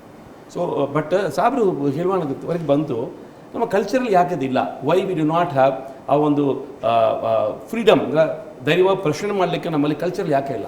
ನಮ್ಮ ಕಡೆ ಇರುವ ಕಥೆ ಎಲ್ಲ everything is about discipline, about listening the people. ಇದೇ ಇದೆ. ಪ್ರಶ್ನೆ ಮಾಡಿ, ಕ್ವಶನ್ ಮಾಡಲಿ, ಫ್ರೀಡಮ್ ಇದು ಮಾಡಲಿಕ್ಕೆ do we have, if you ask the question, I don't know, ಇವರು ಈ ಖ್ಯಾತಿಗಳಿದ್ದಾರೆ, ತಾವು ಹೇಳಬೇಕು. Is there any popular drama, popular movie which celebrates freedom of speech? That is my point. That is what I think we have to work ತುಂಬ ಇದೆ on ತುಂಬ ಇದೆ. creating them actually. ಬೀದಿ ನಾಟಕಗಳು ಇದೆಯಲ್ಲ, ಬೀದಿ ನಾಟಕ, ಹಾಡು, ಸ್ಟ್ರೀಟ್ ಪ್ಲೇಸ್ ಇದೆಯಲ್ಲ, sir. ಇವುಗಳು ತುಂಬ Sir, ಅಭಿವ್ಯಕ್ತಿ street play ಇದೆ. ಸ್ವಾತಂತ್ರ್ಯವನ್ನು ಮಾಡಿಸಿ. Why not ಸ್ಟ್ರೀಟ್ ಪ್ಲೇ ಮಕ್ಕಳು ನೋಡ್ತಾರೆ ಸರ್, ಅವ್ರು ನೋಡೋದು ವಿಡಿಯೋ, ಅವ್ರು ನೋಡೋದು ಮೂವಿ ನೋಡ್ತಾರೆ ಸರ್. ನಾವು then may be is a need ಹೋಗೋಣ. For us to make more the shorts ಅಂತ ಹೇಳ್ತಾರೆ ನೋಡಿ ಸರ್. 30 ಸೆಕೆಂಡ್ ಬರ್ತದೆ ಸರ್, ಅದು ಅಲ್ಲ, ಮಕ್ಕಳು ನೋಡ್ತಾ ಇರ್ತಾರೆ ಅದು. ಮಣಿಮಂಡನ್ point is we have to use culture as a media Yes. to create awareness Absolutely. Of about freedom. the constitution, Absolutely sir. and you use all forms of, All forms of, yes sir. not this or that. ಇವತ್ತು ಯಾವುದು popularity ಇದೆ, use that. Use that, yes. Reels shorts ಮಾಡಬೇಕಾಗಿದೆ ಈಗ. Reels ಮಾಡಬೇಕು, shorts Yes. ಮಾಡಬೇಕು, ಅದರಲ್ಲಿ ಮಾಡಬೇಕು. Probably it's a very good message from you sir. I think we also should carry the duty of us. That is to very, do it. Yes. no, that is my experience. Correct. ಅನೇಕ ಕಡೆ ಕೇಳಿದ್ದಾರೆ ಈ ಪ್ರಶ್ನೆನ. Sir, ಓದೋವರಿಗೆ ನೀವು ಪುಸ್ತಕ ಬರೆದಿದ್ದೀರಾ, college ಮಕ್ಕಳಿಗೆ ಹೋಗಿ ಉಪನ್ಯಾಸ ನೀಡ್ತೀರಾ, ನಮ್ಮ ಹಳ್ಳಿ ಜನರಿಗೆ ಏನು ಮಾಡಿದ್ದೀರಾ? ಆಗ ಹಳ್ಳಿ ಜನರನ್ನ ರೀಚ್ ಮಾಡೋದು ಹೆಂಗೆ ಅಂತ ಯೋಚನೆ ಮಾಡಿ. ನಮ್ಮ ಹಳಬರು ಈ ಕಲಾ ಪ್ರಕಾರಗಳನ್ನು ಉಪಯೋಗ ಮಾಡಿ Sir, yes. A illiterate women in Indian soil agriculture labour speak hours and hours on Mahabharata and Ramayana. ಗಂಟೆಗಟ್ಟಲೆ ಆಕೆ ಕಥೆಗಳೇ ಹೇಳ್ತಾಳೆ, ಪರ್ವಗಳನ್ನು ಹೇಳ್ತಾರೆ, ಅನೇಕ ವಿಚಾರಗಳನ್ನು ರಾಮಾಯಣ ಮಹಾಭಾರತಕ್ಕೆ ಹೇಳ್ತಾರೆ. She is illiterate. Sir, you are very good point. If that is possible, why not our constitution? Why not about our democracy? What a Why message, not sir. our freedom of expression? Wonderful message sir. As a media we should have more and more reels, YouTube ಎಲ್ಲ ಬರಬೇಕು sir. ತಾವು ಹೇಳುವಾಗ we don't need to be literate for that. We need to create and we need to own it up sir. ಮಹಾರಾಷ್ಟ್ರದಲ್ಲಿ ಇದನ್ನ ಯಾವ್ದು justice ಹೇಳ್ತಾ ಇದ್ರು, ಸಂವಿಧಾನ ಬೆಳಕು, ಸಂವಿಧಾನವೇ ಬೆಳಕು ಆಶಯದ ಅಭಿಯಾನದ ಹಿಂದೆ ಇರೋದು ಕೂಡ ಅದೇನೆ. ಸಣ್ಣ ಸಣ್ಣ ಮಾಡಬೇಕು ಅನ್ನುವಂಥದ್ದೇ. ಮುಂದಿನ ದಿನಗಳಲ್ಲಿ ಅದನ್ನು ಮಾಡ್ತೇವೆ. ಚರ್ಚೆ ಕೊನೆ ಹಂತಕ್ಕೆ ಬಂದಿದ್ದೀವಿ. ಮೇಡಮ್, ಕೊನೆಯದಾಗಿ ತಮ್ಮ ಅಭಿಪ್ರಾಯ ಏನು? ಮತ್ತು ನಾನು ಲಾಸ್ಟ್ ಜಸ್ಟಿಸ್ ಮಾತಾಡ್ತೇನೆ. ನನಗೆ ಏನನ್ಸುತ್ತೆ ಅಂದರೆ, ಸರ್ ಹೇಳ್ದಾಗೆ ನಮಗೆ ಸಂವಿಧಾನ ಅನ್ನೋದು ಕಬ್ಬಿಣದ ಕಡಲೆ. ಮ್ಯಾಥ್ಸ್ ಎಷ್ಟು ಕಷ್ಟ ಅಂತ ಅನಿಸುತ್ತೋ, ಆ ಕಾನ್ಸ್ಟಿಟ್ಯೂಷನ್ ಸಬ್ಜೆಕ್ಟ್ ಬಂದರೆ ಅಷ್ಟು ಕಷ್ಟ ಅನಿಸ್ತು. ಓದಿರುವಂಥ ನಮಗೆ ಈ ಥರ ಒಂದು ಕಷ್ಟದ ಸಬ್ಜೆಕ್ಟ್ ಅದು ಸಂವಿಧಾನ ಅಂದರೆ, ಎಷ್ಟೋ ಜನಕ್ಕೆ ಸಂವಿಧಾನ ಈ ಥರದ್ದೊಂದು ನಮಗೆ ಹಕ್ಕುಗಳನ್ನ ಕೊಟ್ಟಿದೆ, ನಾವು ಇಷ್ಟು ಸ್ವತಂತ್ರರು, ಇಂಥ ಯಾವ ಕಲ್ಪನೆಗಳು ಇಲ್ಲ, ಇದು ತಪ್ಪು, ಇದು ಸರಿ, ನಾನು ಹಿಂಗೆ ತಪ್ಪು ಮಾಡ್ತಾ ಇದ್ದೀನಿ ಅಂಥದ್ದು ಕೂಡ ಗೊತ್ತಾಗಲ್ಲ. ಅಂದರೆ ಡಿಸ್ಕ್ರಿಮಿನೇಷನ್ ನಾನು ಮಾಡ್ತಾ ಇದ್ದೀನಿ, ನಾನು ಹೀಗೆ ಒಬ್ರನ್ನ ಜಾತಿಯಿಂದ ಬಣ್ಣದಿಂದ ಹೀಗೆಲ್ಲ ಮಾಡ್ತಾ ಇರೋದು ತಪ್ಪು ಅನ್ನೋದು ಕೂಡ ಅವ್ರಿಗೆ ಅವೇರ್ನೆಸ್ ಇಲ್ಲ. ಇಂಥ ಒಂದು ಅವೇರ್ನೆಸ್ನ ಸರ್ ಹೇಳ್ದಾಗೆ ಹಾಡುಗಳು, ಲಾವಣಿಗಳು ಅಂಥದ್ರ ಮೂಲಕ ಜನಸಾಮಾನ್ಯರಿಗೆ ತಲುಪಿಸಿದ್ರೆ ಎಲ್ಲರಿಗೂ ಸಂವಿಧಾನ ನಮಗೆ ಏನೇನು ಗ್ಯಾರಂಟೀಸ್ನ ಕೊಟ್ಟಿದೆ, ಸಂವಿಧಾನದ ಪ್ರಯೋಜನಗಳೇನು ಅನ್ನೋದು ಮುಖ್ಯವಾಗಿ ಹೆಣ್ಮಕ್ಳಿಗೆ ಮತ್ತು ಮಕ್ಕಳಿಗೆ ಗೊತ್ತಾಗಬೇಕು ಅಂತ ನಾನು ಹೇಳ್ತೀನಿ. ಸರ್, ಕೊನೆಯದಾಗಿ ತಮ್ಮ ಅಭಿಪ್ರಾಯ ಈ ಚರ್ಚೆಯ ಕೊನೆ ಹಂತ. ಎಲ್ಲ ಆರ್ಟಿಕಲ್ ನಾನು ಆಗಲೇ ಮಾತಾಡುವ ವರ್ಗಗಳು ಇವು ಸನ್ನದ್ಧಾಗಬೇಕು. ಈಗ ಯಾರಿಗಾದರೂ ರೈಟರ್ಗೆ ನೀನು ಇದ್ರ ಬಗ್ಗೆ ಸಂವಿಧಾನದ ಬಗ್ಗೆ ಬರೀ ಅಂತ ಬರ್ಸೋಕ್ಕಾಗಲ್ಲ. ಇದೊಂದು ವಸ್ತುವಾಗಿ ಮೂಡಬೇಕು. ಆದರೆ ನಮ್ಮ ಥಿಯೇಟರ್, ಕನ್ನಡ ಥಿಯೇಟರ್ ಭಾಳ ಮುಖ್ಯವಾಗಿ ಅದರಲ್ಲಿ ಬಂದಿರುವ ಅನೇಕ ವಿಮೋಚನೆಯ ನಾಟಕಗಳೇನಿವೆ, ಅದು ದಲಿತ ವಿಮೋಚನೆ ನಾಟಕಗಳು, ಮಹಿಳಾ ವಿಮೋಚನೆ ನಾಟಕಗಳು, ಇವು ಅಭಿವ್ಯಕ್ತಿ ಸ್ವಾತಂತ್ರ್ಯವನ್ನು ಭಾಳ ಅದ್ಭುತವಾಗಿ ಹಿಡಿದಿಟ್ಟಿವೆ. ಒಟ್ಟಾರೆಯಾಗಿ ಯೂನಿವರ್ಸಿಟೀಸ್ ಅಲ್ಲಿಂದ ಶುರುವಾಗಬೇಕು, ಅಥವಾ ಕೆಳಗಿಂದ ಈಗ ಕೆಳಗಿಂದ ಶುರುವಾಗಿದೆ. ಆದರೆ ಅತ್ಯಂತ ಇದಕ್ಕೆ ಅವಜ್ಞೆ ಬಂದಿರೋದು ವಿಶ್ವವಿದ್ಯಾಲಯಗಳ ಮಟ್ಟದಲ್ಲಿ. ಪ್ರಾಥಮಿಕ ಶಾಲೆಯಲ್ಲಿ ಓದಷ್ಟು ಕಾನ್ಸ್ಟಿಟ್ಯೂಷನ್ನ ವಿಶ್ವವಿದ್ಯಾಲಯಗಳ ಮಟ್ಟದಲ್ಲಿ ನಾವು ಓದದೇ ಇದ್ದರೆ ಇದನ್ನು ಕಂಪಲ್ಸರಿ ಸಬ್ಜೆಕ್ಟಾಗಿ ಮಾಡಬೇಕು ಅಂತ ಕೂಡ ನಾವು ಚರ್ಚೆ ಮಾಡಿದ್ದೀವಿ. ಇದನ್ನು ಯಾರು ಟೀಚ್ ಮಾಡ್ತಾ ಇರೋದು ಅನ್ನೋದು ಮುಖ್ಯ. ಕಾಲೇಜ್ಗಳಲ್ಲಿ either a lawyer should teach or a political science professor should teach. ಎಲ್ಲರೂ ಟೀಚ್ ಮಾಡೋಕ್ಕೋದ್ರೂ ಆಗೋದಿಲ್ಲ. ಜಸ್ಟಿಸ್ ಅವರು ಪುಸ್ತಕ ಬರೆದಿದ್ದಾರಲ್ಲ, ಮಂಗಳೂರು ವಿಜಯ್ ಅವರು ಒಂದು ಮಕ್ಕಳಿಗೆ ಒಂದು ಪುಸ್ತಕ. ಸೊ ಈ ಪುಸ್ತಕಗಳ ಕೆಲಸ ಭಾಳ ಇದೆ. ನೆಕ್ಸ್ಟು ಅವುಗಳನ್ನು ಏನಾದರೂ ಮಾಡಿ ಪಂಚಾಯತ್ ರಾಜ್ ಸಿಸ್ಟಮ್ನೊಳಗೆ ತಗೊಂಬರ್ಬೇಕು. ಇದೇನು ಆಗದೇ ಇರೋ ಮಾತಲ್ಲ ಅದು. ಈಗ ಅಬ್ದುಲ್ ನಜೀರ್ ಸಾಬ್ ಇದರಲ್ಲಿ ಯಾವಾಗಲೂ ಪಂಚಾಯತ್ ಇವರಿಗೆ ಟ್ರೈನಿಂಗ್ ಕೊಡ್ತಿರ್ತೀವಿ, ನಮೂನೆ ಯಾವ ಕರೀತಾರೆ ನಾವು ಮಾತಾಡಿ ಬರ್ತೀವಿ. ಆದರೆ ಇದನ್ನು ಒಂದು ಟೆಕ್ಸ್ಟ್ ಆಗಿ ಪ್ರತಿಯೊಬ್ಬ ಪಂಚಾಯತಿ ಮೆಂಬರ್ಗಳಿಗೆ, ಒಬ್ಬ ಸದಸ್ಯೆಯೂ ಕೂಡ, ಒಳ್ಳೆ ಸಲಹೆ, ಅಧ್ಯಕ್ಷರು ಕೂಡ ಅದನ್ನು ಮಾಡಿ ಒಂದು ಎಕ್ಸಾಮ್ ಇಟ್ಟರೂ ಪರವಾಗಿಲ್ಲ, ನಿಮಗೆ ನೆಕ್ಸ್ಟು ಪ್ರಮೋಷನ್ಗೆ ಇದು ಬೇಕಾಗತ್ತೆ ಅಂತ ಇಟ್ಟರೂ ಪರವಾಗಿಲ್ಲ, ನಾವು ಅವ್ರಿಗೆ ತಲುಪಿಸ್ಬೇಕು. ಅವ್ರಿಗೆಲ್ಲ ವಿಧಾನಸೌಧದಲ್ಲಿರೋರಿಗೂ ಪಾರ್ಲಿಮೆಂಟಲ್ಲಿರೋರಿಗೂ ಮೊದಲು ಅವ್ರು ಮಾತಾಡಬೇಕಾದ್ರೆ ನೀವು ಕೇಳ್ಕೊಳ್ಳಿ ಅನ್ನೋ ಪ್ರಜ್ಞೆ ಶಾಂತವೇರಿ ಗೋಪಾಲ್ ಗೌಡರು ಮಾತಾಡ್ತಾ ಇದ್ದಾಗ ದೇವರಾಜ ಅರಸು ಶಾಸಕರಾಗಿದ್ದರು, ಕೇಳಿಸ್ಕೊಂಡಿದ್ದಾರೆ. ದೇವರಾಜ ಅರಸು ಇನ್ನು ಶಾಸಕರು ಕೇಳಿಸ್ಕೊಂಡಿದ್ದಾರೆ. ಕೇಳಿಸ್ಕೊಂಡಿದ್ದರಿಂದನೇ ದೇವರಾಜ ಅರಸು ಶಾಸನಸಭೆಗೆ ಬಂದಾಗ ಉಳುವವನೇ ಹೊಲದಡಿಯನ್ನ ನಾನು ಮಾಡಬೇಕು ಅನ್ನೋ ಪ್ರಜ್ಞೆ ಕೇಳಿಸ್ಕೊಂಡಿದ್ದರಿಂದ ಬಂದಿರೋದು. ಸೊ ಕೇಳಿಸ್ಕೊಳ್ಳುವ ಇದು ಮಣಿವಣ್ಣನವ್ರು ಹೇಳಿದಾಗೆ ಮನೆಯಲ್ಲೂ ಇಲ್ಲ, ಇಲ್ಲೂ ಇಲ್ಲ, ಸಂಸ್ಥೆಗಳಲ್ಲೂ ಇಲ್ಲ. ಅಂದರೆ ಸಂಸ್ಥೆಗಳಲ್ಲಿ ಲೋಹಿಯಾ ಅವರವ್ರು ಭಾಳ ಚೆನ್ನಾಗಿದೆ. ಪ್ರಜಾಪ್ರಭುತ್ವ ಯಾವಾಗ ಸಾಹಿತ್ಯ ಅಂತ ಹೇಳಿದರೆ it dies first in institutions, then in the parliament, then in the society. ಸಂಸ್ಥೆಗಳಲ್ಲಿ ಹೊರಟೋಯ್ತು, ನಿಮ್ಮ ಕ್ಲಬ್ಗಳಲ್ಲಿ ಹೊರಟೋಯ್ತು, ರಾಜಕೀಯ ಪಕ್ಷಗಳಲ್ಲಿ ಹೊರಟೋಯ್ತು, ಪಾರ್ಲಿಮೆಂಟಲ್ಲಿ ಹೊರಟೋಯ್ತು, ವಿಧಾನಸಭೆಯಲ್ಲಿ ಹೊರಟೋಯ್ತು, ಮನೆಯಲ್ಲಿ ಇಲ್ವೇ ಇಲ್ಲ. ಮನೆಯ ಮೊದಲ ಪಠಶಾಲೆ ಯಾವುದಕ್ಕೆ? ಅಭಿವ್ಯಕ್ತಿ ಸ್ವಾತಂತ್ರ್ಯ ವಿರೋಧಕ್ಕೆ. ಅದೇ ಒಂದು ಮಾತಿದೆ ಸರ್, ಅದು ಕೇಳು ಅಂದರೆ ನೀವು ಬಾಯಿಲಿ ಕೇಳೋದಿದೆ, ಕಿವಿಲಿ ಕೇಳಿಸ್ಕೊಳ್ಳೋದು. ಕೇಳು ಅಂದ್ರೆ ನಾವು ಏನು ಮಾಡ್ಬಿಟ್ಟಿದೀವಿ, ಕೇಳಿಸ್ಕೊಳ್ಬಿಟ್ಟಿದೀವಿ. ಪ್ರಶ್ನೆ ಕೇಳೋ ಕೆಲಸ ಆರಂಭದಲ್ಲಿ ಮಾಡೋದು, ಇನ್ನೊಬ್ರು ಕೇಳೋದಷ್ಟೇ, ನಾವು ಕೇಳಿಸ್ಕೊಳ್ಳಲ್ಲ. ಚಂಪಾ ಅಂತ ಭಾಳ ಚೆನ್ನಾಗಿರ್ತಾರೆ, ಕೇಳಿಸ್ಕೊಳ್ಳೋದು ಎರಡೂ ಇದೆ ಅಂತ. ಸೊ ಕೊನೆಯದಾಗಿ ಒಂದು ಶಿಕ್ಷಣದಲ್ಲಿ ಅನೇಕ ಕೆಲಸಗಳನ್ನು ನಿಮ್ಮ ಸಮಾಜ ಕಲ್ಯಾಣ ಇಲಾಖೆ ಸರ್ಕಾರ ಮಾಡ್ತಾ ಇದೆ. ಅವರು ಹೇಳಿದರು ಮಕ್ಕಳಿಗಾಗಿ ಮಾಡ್ತಾ ಇದ್ದೀರಿ ಮತ್ತು ಗ್ರಾಮ ಪಂಚಾಯತ್ ಲೆವೆಲ್ ಮಾಡಿ ಅಂತ. ಕ್ರೈಸ್ ಅಂದರೆ ಕರ್ನಾಟಕ ವಸತಿ ಶಿಕ್ಷಣ ಸಂಸ್ಥೆಗಳ ಮೂಲಕ ಅನೇಕ ಕಾರ್ಯಕ್ರಮಗಳನ್ನು ಹಮ್ಮಿಕೊಂಡಿದೆ, 1ರಿಂದ 6ನೇ ತರಗತಿವರೆಗೆ ಮತ್ತು PUCಗೆ ಮತ್ತು ನೀಟ್. ಒಂದು ಸ್ವಲ್ಪ ಸಂಕ್ಷಿಪ್ತವಾಗಿ ವಿವರಿಸಬಹುದಾ ಅಂದರೆ ಭಾಗವಾಗಿ ಸರ್? ಶ್ರಮಿಸಬೇಕು. I am not going to that because ನಾನು ತಲೆಗೆ ಇನ್ನೂ ಸಾಬ್ರು ನಮ್ಮ ನ್ಯಾಯಮೂರ್ತಿ ಹೇಳಿರೋ ಆ message don't dilute it. The message is very powerful. ನಮ್ಮ ಕಲ್ಚರಲ್ಲಿ how do we bring the principles in the preamble of the constitution, it has filled my mind. ನಾವು ಆ್ಯಕ್ಚುಲಿ ಹೇಳುವಾಗ how to make it palatable, attractive to this current generation and also to the adults. Actually ಇದು ತಲೆಗೆ ಹೋಗ್ಬಿಟ್ಟಿದೆ ನನಗೆ. ಈಗ ಸುಮಾರು 1 ಗಂಟೆಗೂ ಹೆಚ್ಚು ಕಾಲ ನಾವು ಸಂವಿಧಾನವೇ ಬೆಳಕು ಚರ್ಚೆಯಡಿ ಅಭಿವ್ಯಕ್ತಿ ಸ್ವಾತಂತ್ರ್ಯ ಮತ್ತು ಪ್ರಭುತ್ವ ಈ ವಿಷಯಕ್ಕೂ ಚರ್ಚೆ ಮಾಡಿದ್ದೀವಿ. ಯಾವ ಅಂಗಗಳು ಈಗಾಗಲೇ ಕಾರ್ಯಾಂಗ, ನ್ಯಾಯಾಂಗ, ಶಾಸಕಾಂಗ ಮತ್ತು ಪತ್ರಿಕಾ ಮತ್ತು ಮಾಧ್ಯಮ ರಂಗ ಅಂತ ಇವತ್ತೇನು ಬದಲಾಗಿದೆ, ಯಾರ ಪಾತ್ರ ಏನು ಅನ್ನೋದನ್ನು ಬಹುತೇಕ ಎಲ್ಲರೂ ಜಸ್ಟಿಸ್ ಅವರು, ಪ್ರೊಫೆಸರ್ ಅವರು, ಮುಖ್ಯಪ್ಪ ಮಣಿವಣ್ಣ ಅವರು, ಮಂಜುಳಾ ವಿವರಿಸಿದ್ದಾರೆ. ಮಹಿಳೆಯರ ಪಾತ್ರ ಮತ್ತು ವಕೀಲರಾಗಿ ಏನು ಮಾಡಬೇಕು ಅಂತ ಅವ್ರು ಹೇಳಿದ್ದಾರೆ. ಬಹುಶಃ ಜನರಿಗೆ ಇವತ್ತು ನೇರವಾಗಿ ಕೊನೆಯದಾಗಿ ಜಸ್ಟಿಸ್ ಅವರು ಹೇಳಿದರು, ಪ್ರಜಾಪ್ರಭುತ್ವ ಉಳಿಸುವಂತಹ ಕೆಲಸ ಸಂವಿಧಾನದ ಮಾತ್ರ ಸಾಧ್ಯ, ಸಂವಿಧಾನ ಉಳಿದ್ರೆ ಪ್ರಜಾಪ್ರಭುತ್ವ ಉಳಿಯುತ್ತೆ ಅಂತ.